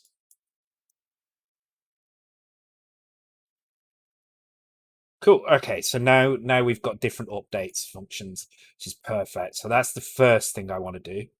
So now if I come in here, I can do enemy init bat. You're either going to write a NES game, yeah, probably, but it's just going to be a spare time thing. I'm torn as to whether to actually buy a NES and an EverDrive for it, because the EverDrives are really expensive for the NES. Or just go with the ZX Uno and the FPGA for now. No, it's going to be a completely brand new game. I don't want to do another dock conversion. Not until at least until I've got Dock 2 done anyway. Um, yeah, I'm thinking try the Uno first. So because what I can do, I can use the emulator for the most part. I can use Uno for kind of more hardware testing, and then when I'm happy with it, I can maybe send it to somebody who's got an EverDrive, get them to test it. Or if I'm enjoying it enough, I'll buy a NES. I don't really want to buy a NES big if I just end up making one game. It's not going to be worth it. So I think I'm going to probably do that, but it's not going to be something I do on stream. This is going to be a completely me project. Um, so there's no pressure. There's no, um, I can do it all in my own time. So a lot of NES fans like NTSC games, so keep that in mind. Um, oh yeah, I mean the thing with the NES is that I won't be pushing it quite like the C64. The game I've got in mind is should be relatively simple to do anyway. I don't think it's going to be a difficult thing to do. Certainly not going to push it to any extremes or anything. Um, and I don't even know if I'm going to post updates on what I'm doing with it as well, or whether I'll just keep it to myself. I don't want any pressure on it. I just kind of want to take my time with it, and someone will lend it to you. Yeah, maybe. To be honest, all I really need to know is does it run on the real hardware? That's all I really need to know. So if somebody's got a NES and an EverDrive and is willing to test it, then that's fine. It may be I end up really enjoying it. If I do really enjoy it, then maybe I'll buy one. But I've already considered, and this going with what Steps has said there, that if I do buy one, I'm going to buy the American one, not the English one. Just partly because I prefer the American design, um, but also because of the NTSC thing as well.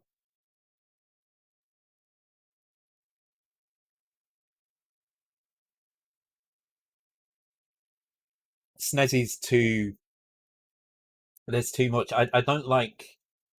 I mean, even the Mega 65, I'm a bit worried that there's a bit too much graphical power in there for what I want. I don't. I like the limitations. SNES is just there's the limitations are there, but they're nowhere near what I like. I like lots of tough limitations. So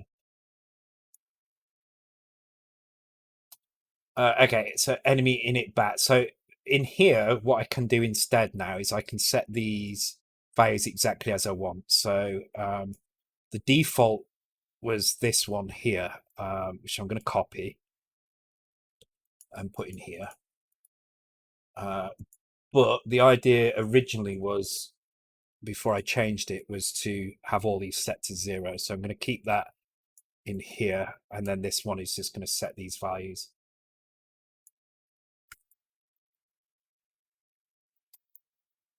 And now I can kind of change exactly what these look like in here.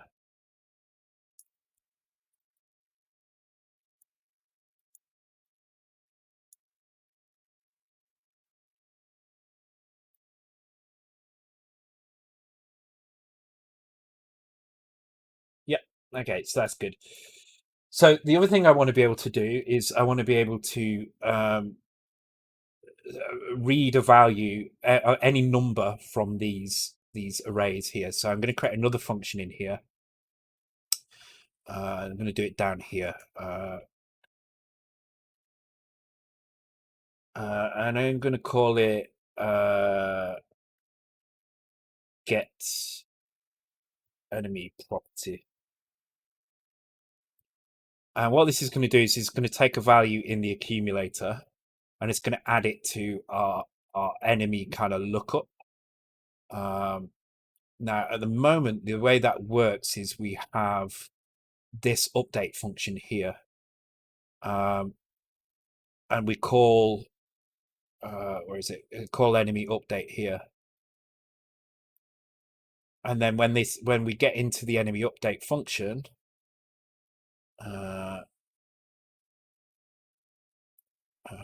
where's it being called again?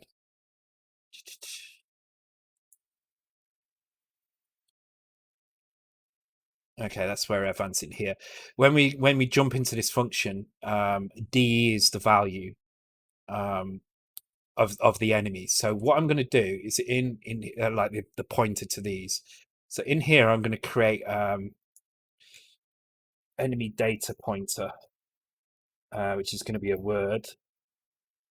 And what I'm going to do is I'm going to set that whenever we jump into this function here. So whenever this enemy direct is called here, I'm going to also load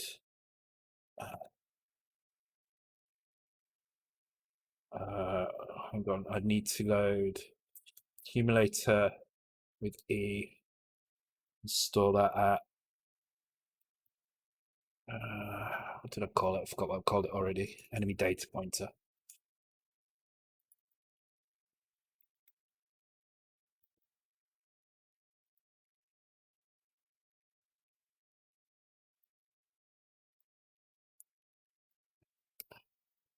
Stays as A. And what that means I can do then is I can have another function which just says, okay, grab me something from the current enemy, get me an enemy property. So if I've got a value in the accumulator, what I can do is I can load HL. Well, I do it. Should I use HL? Let me have a look at this. Yeah, HL is fine to use if we want to use this method. Okay, so what we can do is we can load the low byte with enemy data pointer plus 0, and then we can add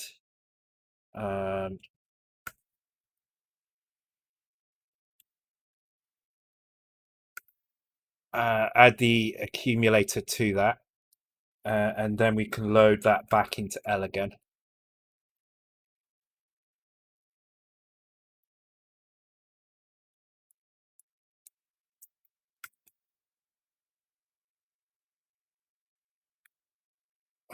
And then load the accumulator with 0, load the accumulator H.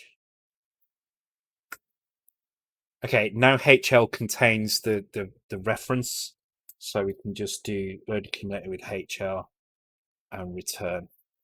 And so what this will do is whatever enemy property we put into A, it will return that value in here. So that means oh no, Thunderbolt. you're getting too quick. You're yeah, you're going too quick. This is I've got to say it's working quite well, the spam thing. PC has limitations to only 20 gigabytes of RAM on the GPU. Yeah, yeah.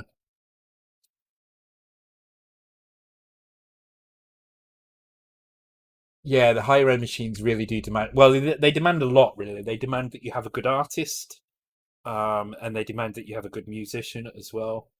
And while I'm sure I can source all those things, I like to do as much of it as myself as I can, which is easy to do on the C64 and to a certain extent on the Game Boy. I mean, I've done all the art in this myself so far. I mean, it's not the most amazing, but it's acceptable. It would pass as a Game Boy Color game, I think, just about. Um,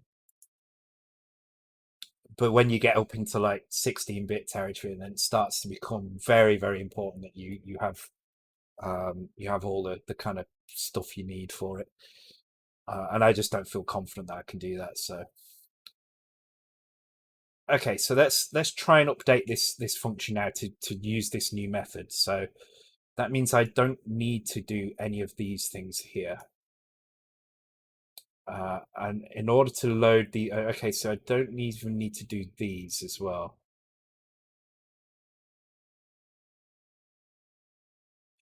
And in here, the only I'm using HL and A, so I can use other values to do these here. Okay.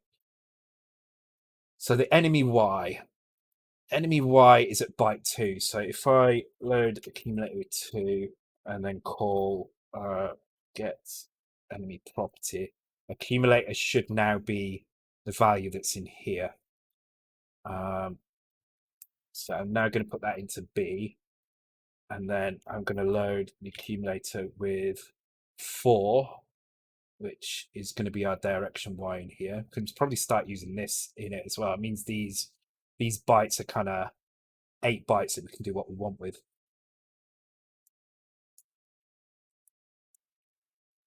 And now I can add B to the accumulator. Now, the other thing about this is it actually makes sure that HL contains the value. Okay, let me,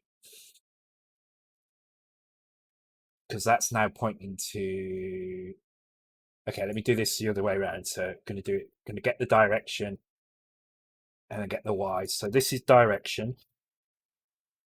This is Y. We're going to add those two values together into the accumulator. And then the result we can just put straight into whatever HL is pointed to, because the last HL will be whatever the last property we grabbed was. So that should do the same thing. So in order to do that on the X, we do the same thing. We get the direction and we get the X. That should point back to the same thing. Okay. Now, obviously, these values down here are all wrong. So let's work through this as well. So the timer. Okay, so the timer is at 6. So we load accumulator with 6, which is our timer.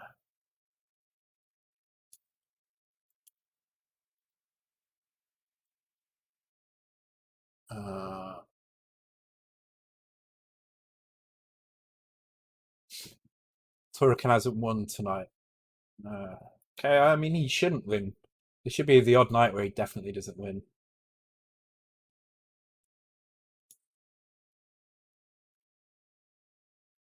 Okay, then this does the comparison, jumps to here. And then this can be HL. D does not need to be changed here. HL, because HL will be pointing to the last property that we grabbed. So then enemy frame is the same, but with 7. So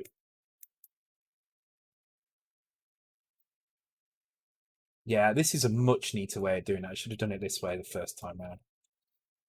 Never mind, live and learn.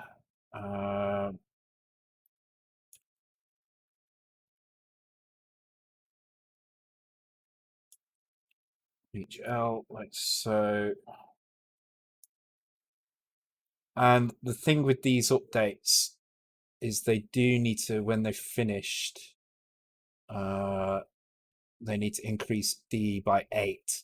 But I think, I'm not sure, but I think the update function actually does that directly after it. So let's find it. Here we go.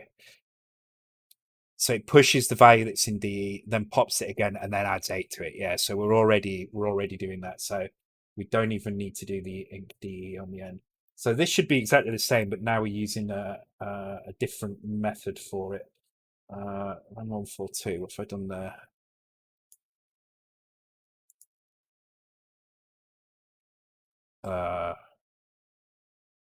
Cannot contain. Oh, okay. DS2. That's why.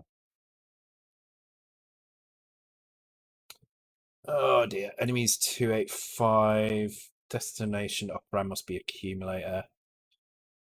Get enemy property. Oh, okay. Oh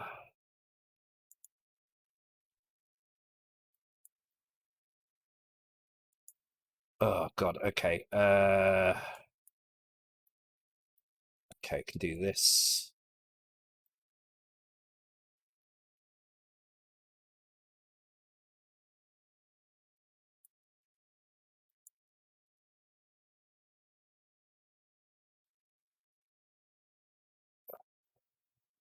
Hang on. Load accumulator with that. Add accumulator 0. Yeah. Okay.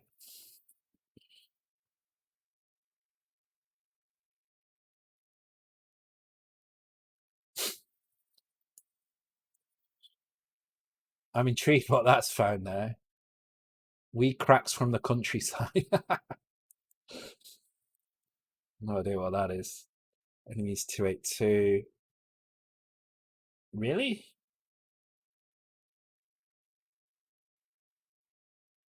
Syntax error. I can't do that. Oh fuck. Okay. Okay. Okay. In that case.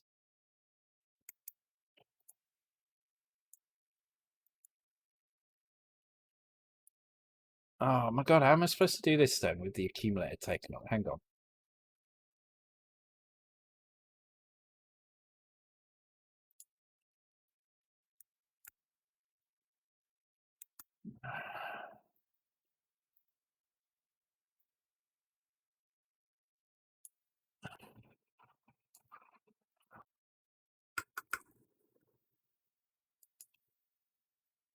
Okay, so that adds lower by then load accumulator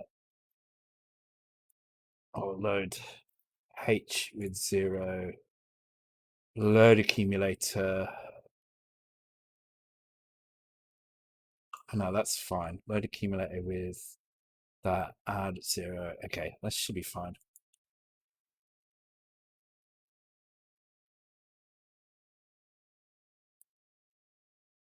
Hey, Jay Disism, welcome to the stream.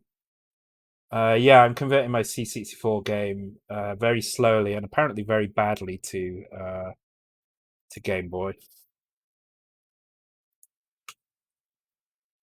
Oh shit! Okay, so that one works, but that's the wrong enemy. So I need to change that to 3. How do you cancel SID choice again? You can't really once you've set it off. I can cancel it when it comes up. Just let me know. Well, there we go. So it's working correctly now. Well, it's working the same as it was before. So now we can start looking at how to animate this. I have a cancel. I have a skip button. I don't have a cancel on the individual tunes. That's a good point, though. It'd be good if I could do that because then I can cancel your Christmas tunes before they even start. Cancel tune in admin. So thanks for reminding me of that. I'm dreading December. If this is what you're like in October, I'm dreading December. Hey, warm up warrior. Welcome to the stream. Hope you're doing well. Let's just feed the world. Okay. Okay. With that in mind, I can start to think about changing things a bit easier. So now it's a lot easier to mess with these things. So ignoring the direction now, let's work on the timer. So we grab an enemy property. We compare it to 0. If it is at 0, we jump to here. So I would expect this to be reset now and again. Um,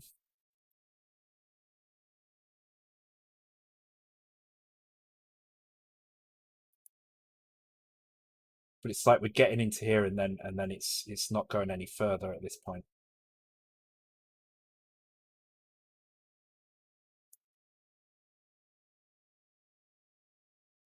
So it just keeps hitting this.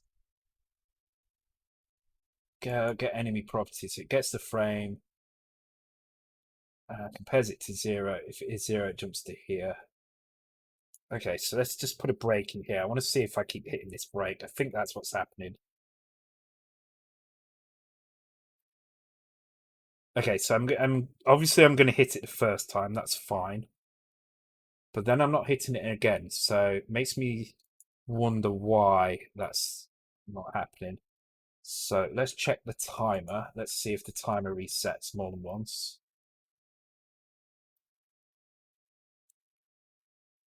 Okay, so the timer is definitely hitting frames, but you can see the animation is not updating. So I'm just going to try out a lower number here, just in case that it's something to do with that. Whoops. Just in case it's something to do with that value. Oops. I don't know what I've done now. Deleted a line in the code.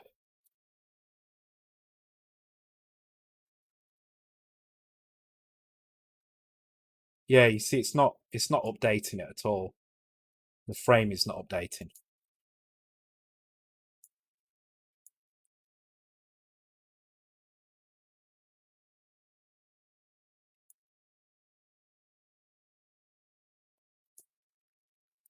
Okay, it's because that needs to be here.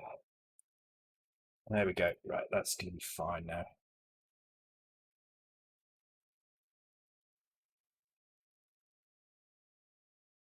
Yeah, all right. So I can get rid of that debugger, wherever it is here.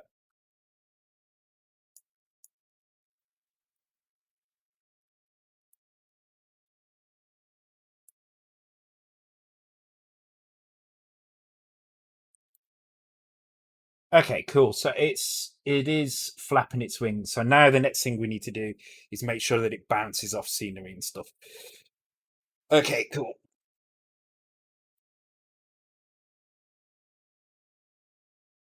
So we don't have anything for that at the moment. So we have enemy frames, we have enemy timers, that's fine. What we do need now, though, is some enemy collision functions. So we do have a couple of enemy collision functions. So we have a check left and check right. So we can put those in straight away, and that will allow us to do the reverse direction thing here. Again, though, I'm going to change these functions. So for now, I'm going to write new functions for these. With a slightly different name. Like I'll put reverse direction X in, and I'll use these lookups to do it, because this is a bit messy at the moment. And then I'll go back and fix these other other enemies probably on the next stream actually. So uh, this is pretty cool. I just started my Java bootcamp about 5 weeks ago. This is mind blowing shit compared to what I've learned. Game Boy is mind blowing. It's not that difficult as well. Honestly, it's really not that hard. It just looks confusing, but that's just Z80 for you. So okay, so we already have current enemy update. Get char position. Where's it getting that from? Current enemy update. Okay, right. So this is actually doing a sprite check, which is fine. So these routines are absolutely fine. I don't need to do any changes around these. Um, but what these will do is they will return something that I can then check like this. I don't need to do this anymore. Push DE, pop DE, because that's we don't use that anymore, so that's fine. So I can just do something like this. So let me just copy some of this. Okay, let's get rid of skip collide. Is that something that's okay? It's not used. Okay, so collision here. So let's just do one side for now, and we'll call this reverse direction X. And we'll put this in here. So reverse direction X is really simple. It's basically going to do the same as this function, but instead of using this push, pop, decrease, all this stuff, I'm going to copy it. But instead of using all this, what we're going to do is we're going to say, okay, let's load the accumulator. Who got that one? Steps got that one. Rick Dangerous, great game. Actually, Dot Cosmos is ever so slightly based on Rick Dangerous, ever so slightly. The second one's a bit more like Rick Dangerous than the first one, but there is a small element of that in there.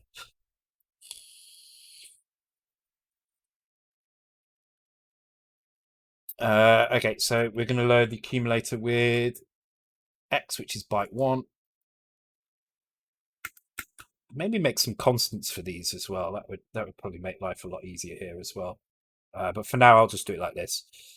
So that gives us that value here when I call this. And then we stick it back in there again when we're finished. And there you go. That's how much quicker it is now with this function. Obviously, we're calling this thing every time, but it just looks a hell of a lot neater, a lot easier to understand what's going on here. So I'm going to definitely stick with that method. So we don't need to push DE. We can just. Oh, we're missing. What are we missing here? Oh no, that's right. Check enemy check left is collision solid.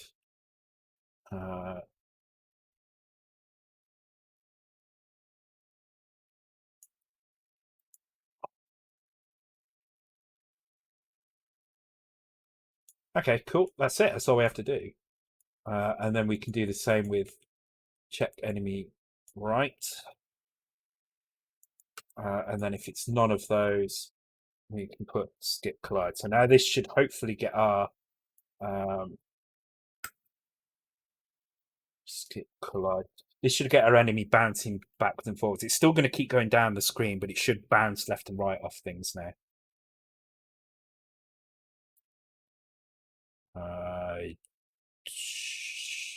Oh, there you go. It's stuck in the scenery.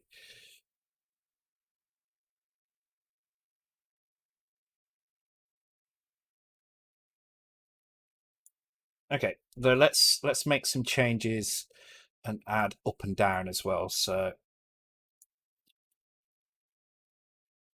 and actually, we only need to check the direction we're moving in. So I'll do that as well in a second. So I'm going to leave these as check up and down. But what I'm going to do is I am going to change the collision to only check the direction we're moving in. So again, we can quite easily grab that from here, from the direction X.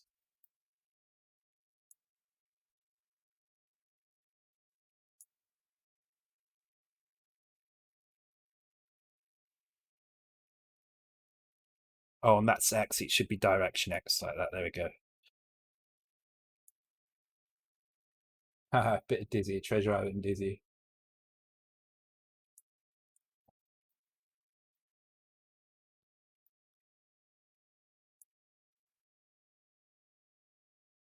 Okay, so here we need to check if it's negative. So we're going to compare it to that, and if it's negative, so if it's positive, we'll go for right.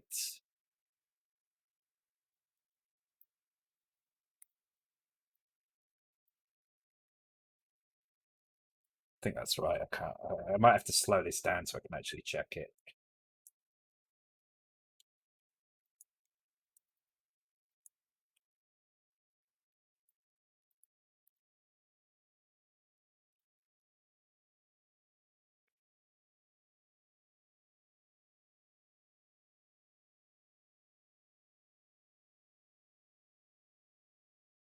Yeah, that's right. Cool. All right.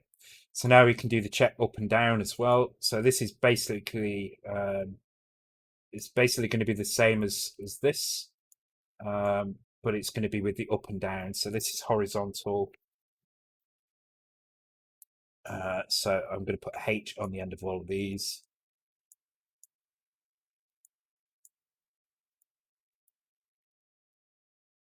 Okay, cool.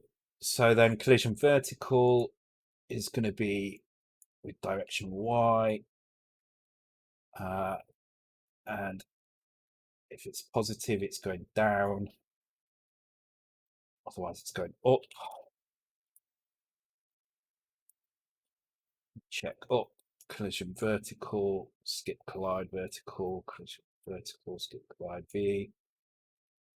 First direction Y. Check enemy down. Okay, cool. So reverse direction Y is pretty much the same as this, but with this value on 4.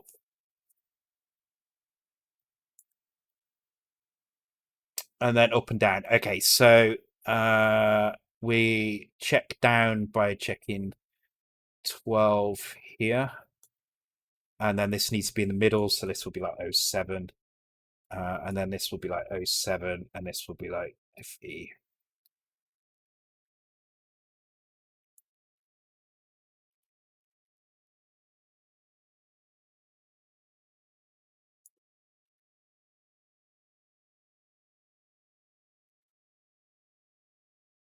Cool. Now the only thing is here is it's gonna disappear off the edge of the screen if it goes down here. So there needs to be another check to check for edges of screens as well.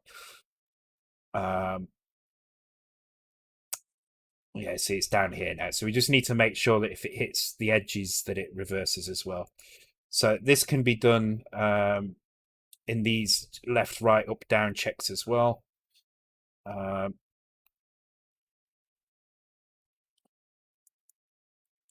Return address in DE. Okay, so let's try and remember how this works. So there might be an easy way to do this.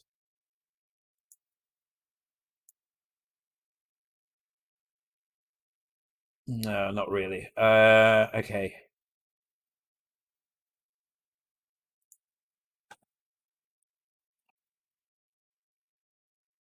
Hey, Ginger the guinea pig. Hello, humans. I like those. Those are awesome emotes.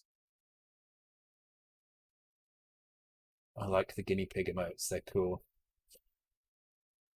Okay.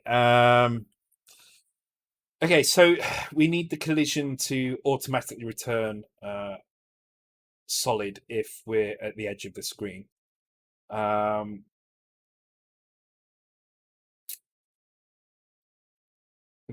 Okay, so I think the way to do this, we've got this get char positions. Let's go and have a look at that.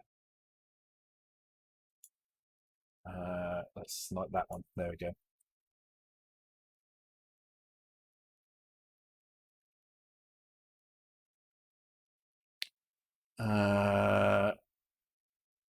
Sprite number XY offset. Okay, so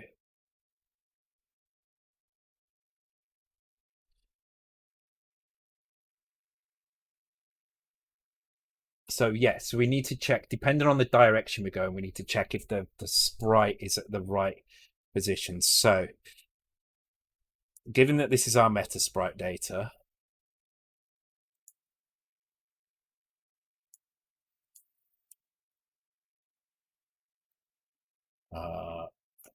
God, let's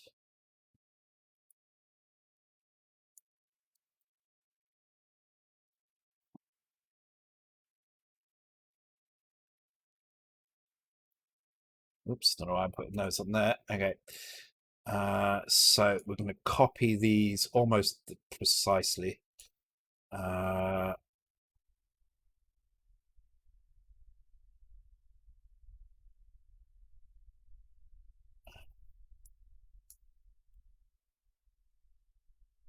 So we need to increment this twice. Okay, so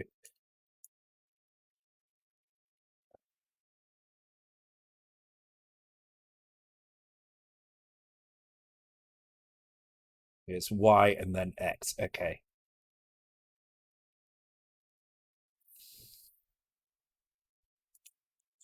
So let's do that like that. Oh my God, I've gone into 6502 mode. Okay, so now I can use that in here. Oh my God.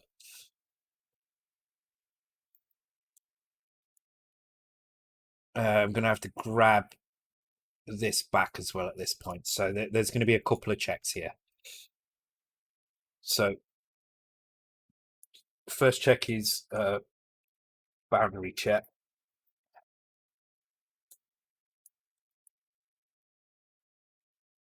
So the first value is going to be actually this needs to be Y position because it needs to be Y first. Oh no, let's do it as two separate functions. Let's make it simple.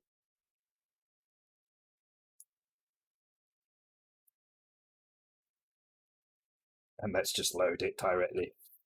Because that's the first thing we're going to do is we're going to load it. So might as well just load it here.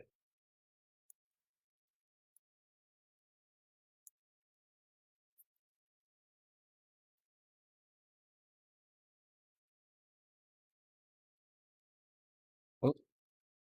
Okay, there we go. So we have accumulator now.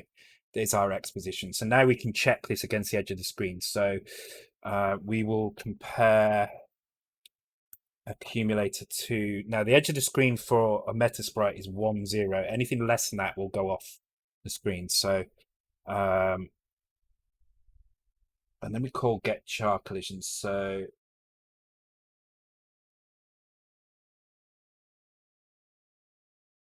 carry set. So we just set the carry flag if we've hit it. So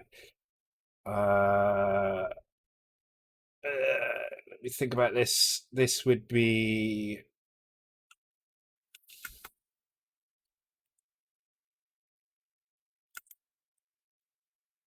but it's more, is that right? It's more this, yeah.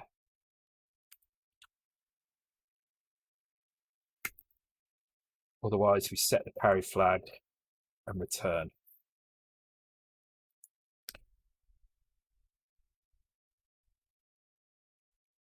And which means otherwise we do this. So this is going to make sure that if we at the screen boundary on the left hand side, then we're going to bounce off. So let's do the same check on the right hand side.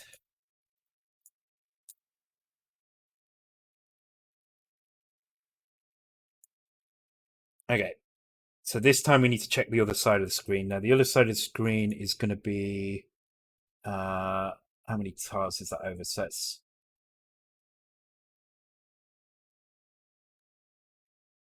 so we need to check we're at 13, which is actually 14. So 20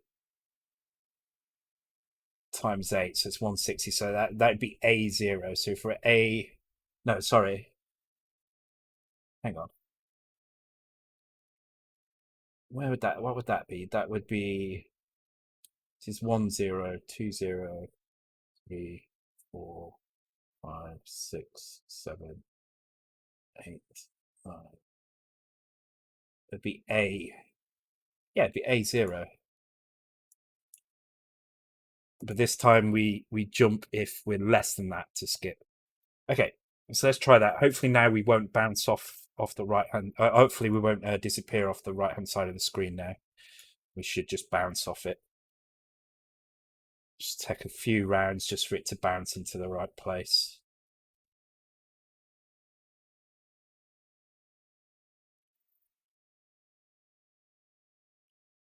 Okay, it's a little bit too far over, so I'm going to bring it back by 8.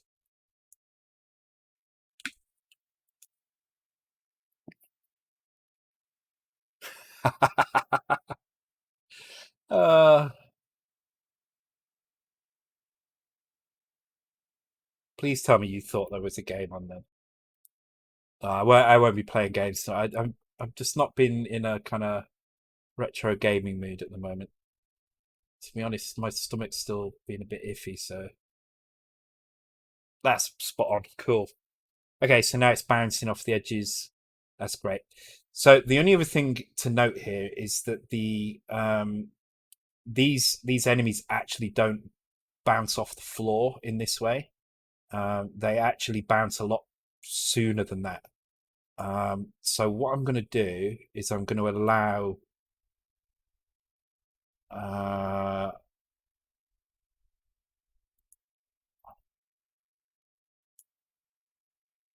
on checking down.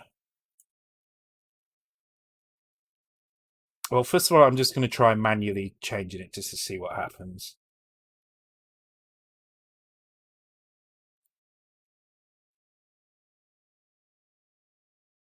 Yeah, that's kind of the way they work.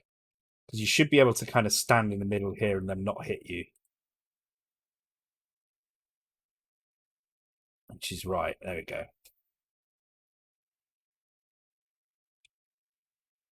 Cool. I'm kind of pleased with that.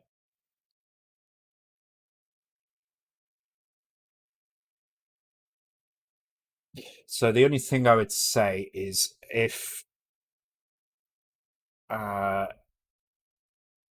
this value can be passed in. Oh, actually, we're going to need to do these checks as well. Who got that one? I missed that one. Did Hayes get that one, I think?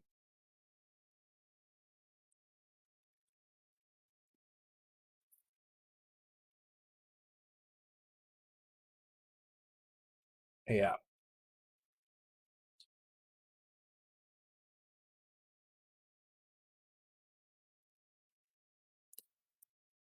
I'm definitely preferring the chat without all the spam in it. You've still got the same functionality, but it's just less spam now. Ninja Massacre, the good gauntlet clone.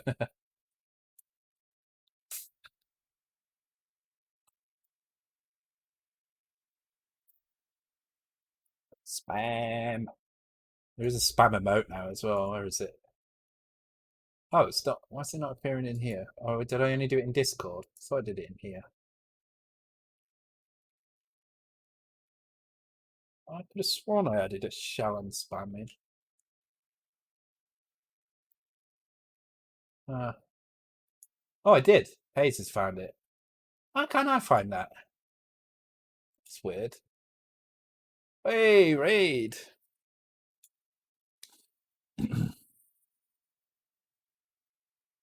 Shall spam, yeah, that's what I thought it was, but apparently it doesn't work. Oh yeah, it does work. Oh, it's a BTTV one, that's why.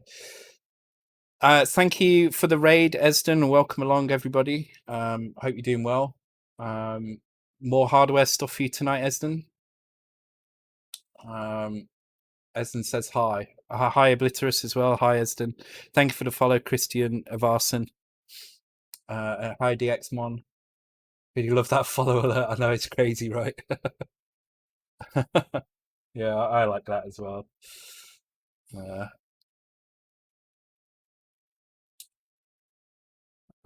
have a chance of second. What's this? Oh, look at that. Yeah, you are closing in. Closing in. Good night, Quadrasil. Thanks for joining. Okay, I'm quite pleased with that enemy animation now, so I'm going to move on to the next one. Thank you very much, Rest Strahlen, for the follow. Welcome to the stream. Appreciated. Okay, so we now have 3 enemies that we can place onto the screen.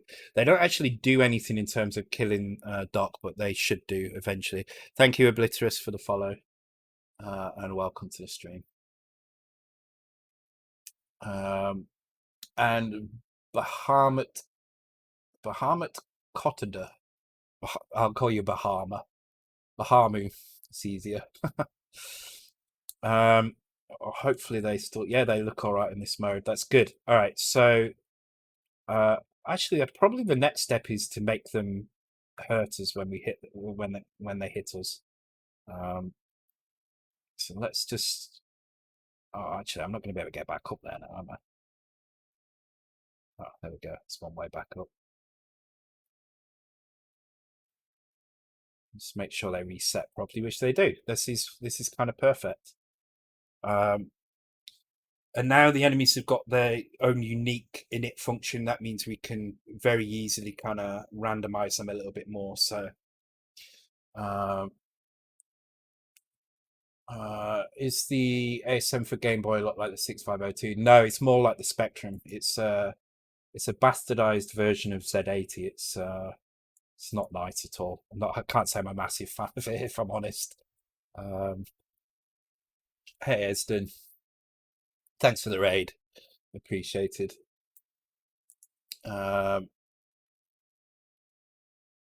Oops. Just trying to work out whether I should add another enemy in now. In fact, what have I got in terms of enemies? So actually, the only one I've got left that I haven't that I've drawn that I haven't not drawn, because there's a few that I need to add in here that I lost because I didn't realize my sprite data wasn't so long. Really annoying that it lets you draw into this area even if your file is not long enough to actually save it out. This is a bit worrying. I could put the drops in, I guess. Or we can make it killers. I think having the enemies killers would be a nice touch now. Actually, how long have we got? We've got about another 20 minutes or so. So yeah, I think having the enemy kill doc would be a good start. So okay, let's take a look at the player routine. Let's find out how to actually kill doc, because I forgot now. Just look for the word kills, not in there. Let's have a look in. Okay, nothing in the files. This is another reason I want to do a NES game in my own time as well. I miss being able to do the same game a few days in a row, and just kind of keep it all up here. It's getting very difficult to maintain 3 games once a week for each one, and maintain the code in a state in my head where I can remember what's going on. Especially like this, I've had a break for a week, so miss coding in just my pants. You don't, for all you know, I've got nothing on below my waist. You just don't know, and you'll never know. Mwahaha.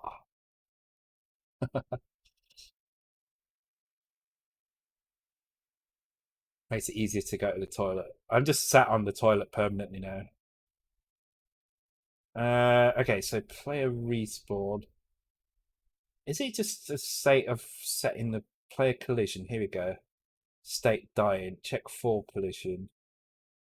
Is collision death? Okay, so this is how we do dying. I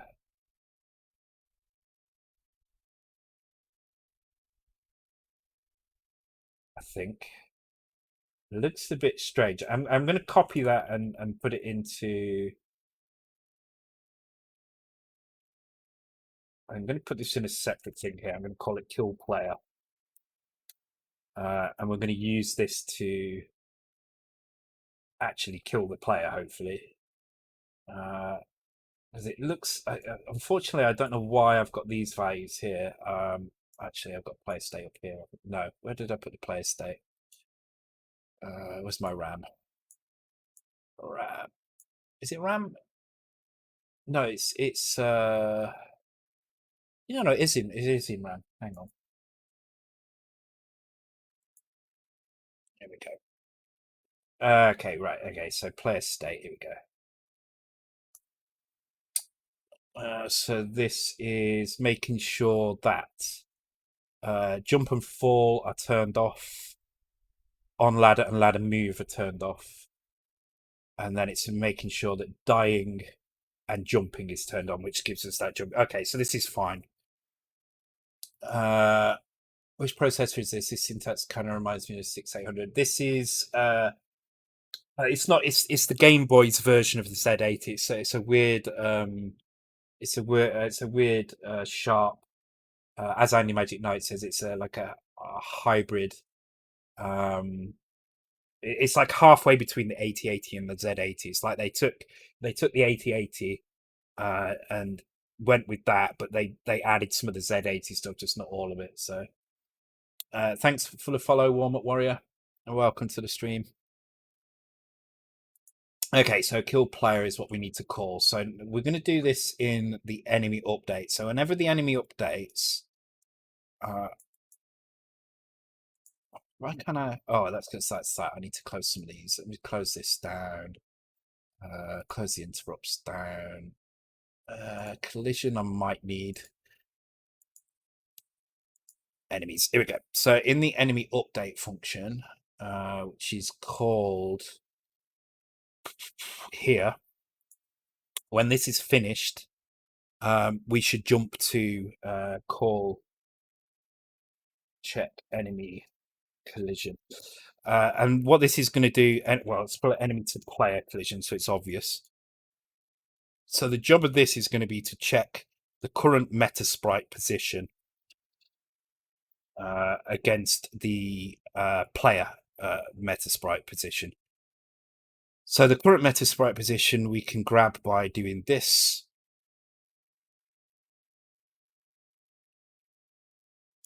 Like so, and then we can do call was it get enemy get sprite X position. So this is going to give us our X position in the accumulator. So I can just push that into B for now. And then I'm going to do the same, but I'm going to do this by grabbing. Oh, actually, that should be the other way around. Like that. There we go. And then I'm going to grab sprite 0, which is our player. So doing this is the same as doing load accumulator 0. A bit of gremlins. And then I'm going to call this get sprite position again. Right. So now I have in the accumulator the player sprite, and in B I have the enemy sprite X. So if I subtract them, both of those now, I will get a value that's the difference between them. Now, if those sprites are close enough, then that value will be. Let me think. If the sprites is 16 pixels wide. So if you imagine one sprite at position 0, one sprite at position 16, they're not touching. So if you did 0 and 15, that's when they start to touch. So if you do 15 minus 0, you get 15. If you do 0 minus 15, you get minus 15. So okay, so that's the range we need to check. So if we take we subtract B from A, and now we can compare this value. So first of all, we need to check, are we how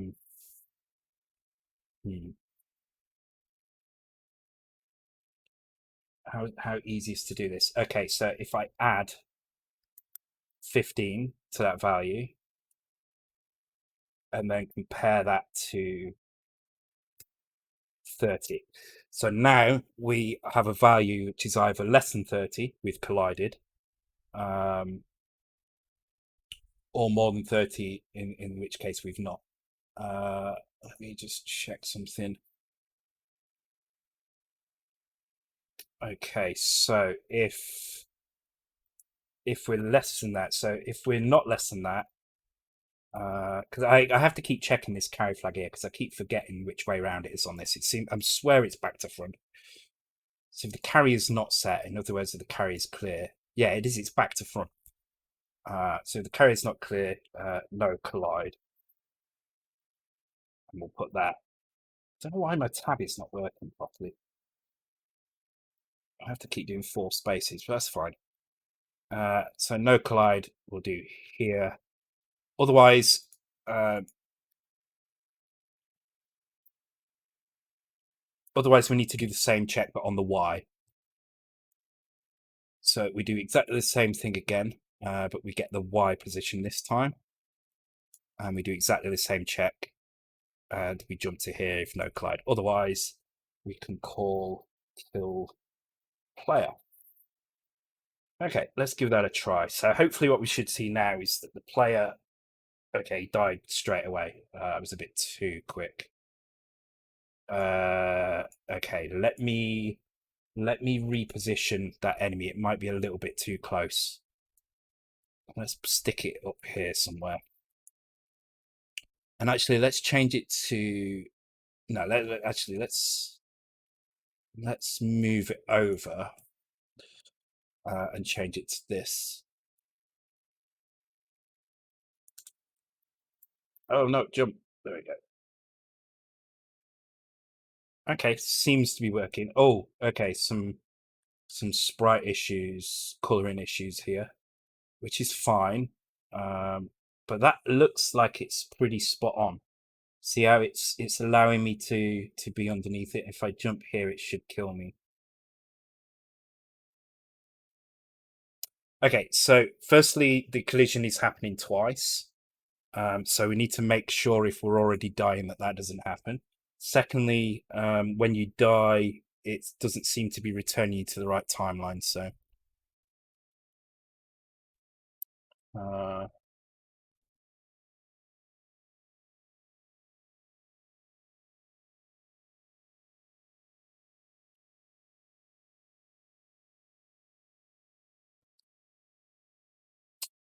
um,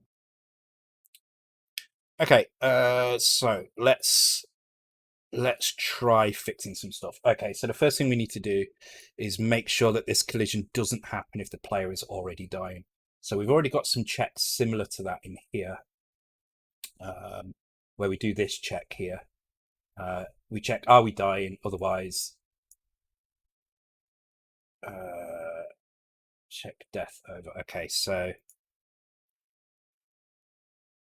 in this case, what we'll just do is we'll return if we're dying. So if we're dying, we just return. So that enemy to player collision is only done once. So if we just stay in the same place here, you see it's not. I mean, it is as soon as I appear again, but that's because I'm not got invulnerability, and that will be the next thing to add. Also, I need to clear the sprites on the game over. Okay, so we've got a few things we can work on here. So the first invulnerability I will wait to do, but game over definitely needs to clear the sprites. So let's go and do that in the game over. So game over. Nope, where did I put that? Okay, it's got its own file. Game over start, remove sprites. Okay, so we are removing some sprites, but we're not removing all of them. So let's remove them all.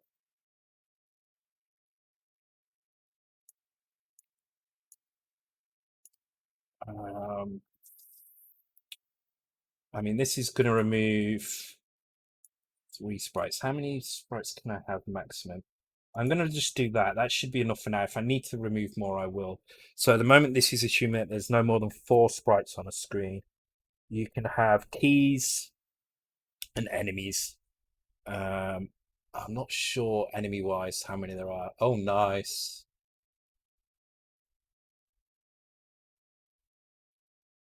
That was quick.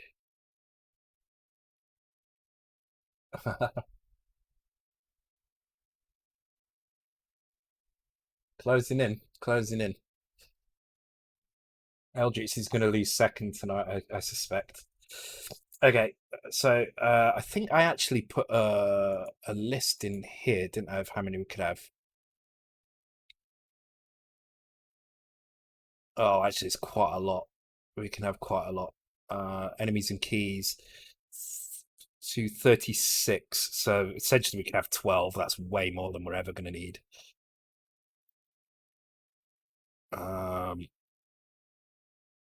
Yeah. I wonder if I want to try putting 2 enemies in now. So uh, so if I just put like the flying enemy in here.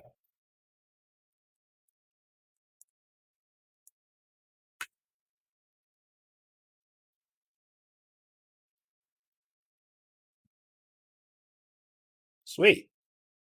Okay. So we need to make sure it clears all these. I don't think there's ever going to be more than 3 enemies on the screen, and there certainly won't be more than 3 keys.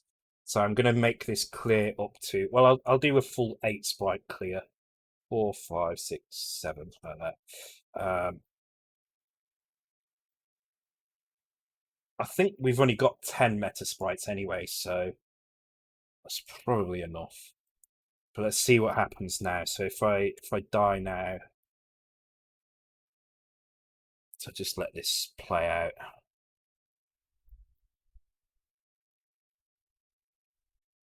Perfect.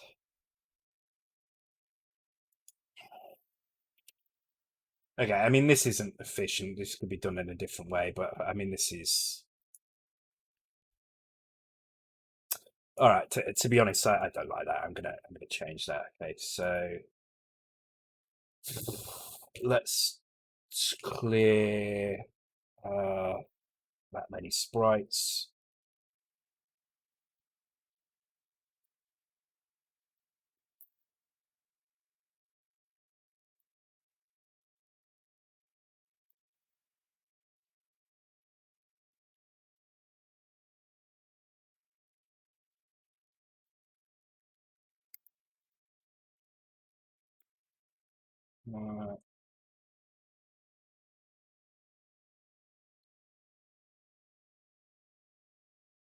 Let's try that out. What assembler? Yeah, this is RGBDS assembler. Using Visual Studio Visual Studio Code. Why won't that load into H? Oh, because I need that. That's fine. In case, let's just try this out. Yeah, yeah. Game over. Perfect.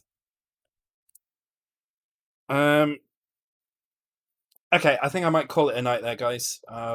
I say it's Tuesday. It's never good for me to stay out too late on a Tuesday. So is there a program plugin called the Retro Assembler for VS Code? Yes, I'm using RGBDS Z80, but there's other ones as well. This is not retro assembly. This is called RGBDS Z80. Okay, I'm going to leave it there, guys. I think I'm quite pleased with that. So the enemies is tidied up a little bit more, which means I can be a bit more experimental with the way that they work.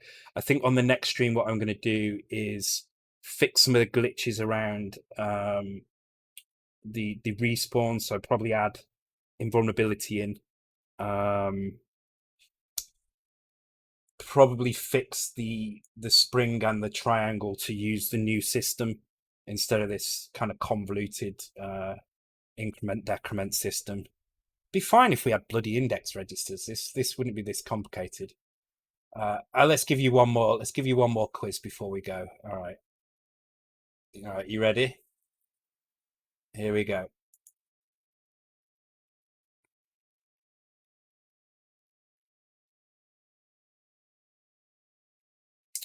I'm intrigued.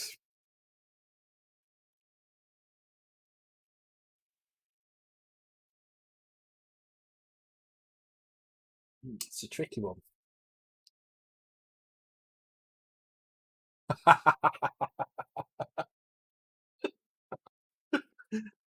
Well done, dude. Well done. Right. He's too quick. He's crazy quick.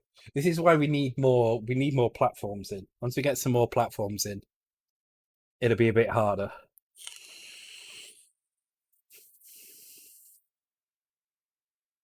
I'll let this race play out, and then I'll call it a night. So I'll go and find someone who we can raid. You don't want more platforms. Well, it's gonna be 8-bit platforms.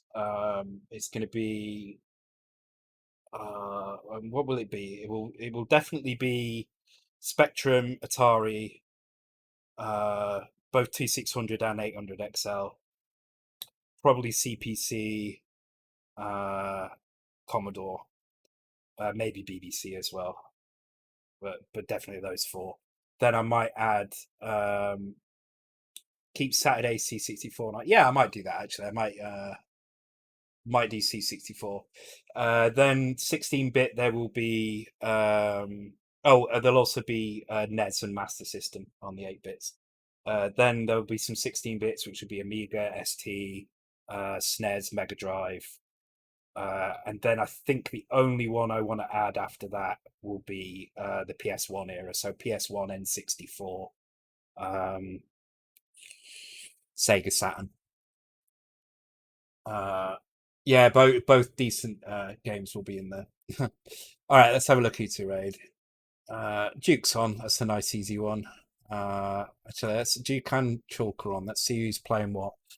So Duke is playing Nez. Chalk is playing. I'm not sure what that is, but I kind of fancy Nez over that. So let's go for Duke. Okay, cool. Thanks, guys. Yeah, it's been all right tonight. Done decent progress, I think. We'll be on Checkanoid on Thursday. I'm gonna add in the six-way sprites, which I realized need to be six-way mines, which I realized need to be sprites. So that's gonna be a whole lot of fun adding that stuff in. Cool. All right. Take care, guys. Thanks for coming along, and see you on Thursday. Bye.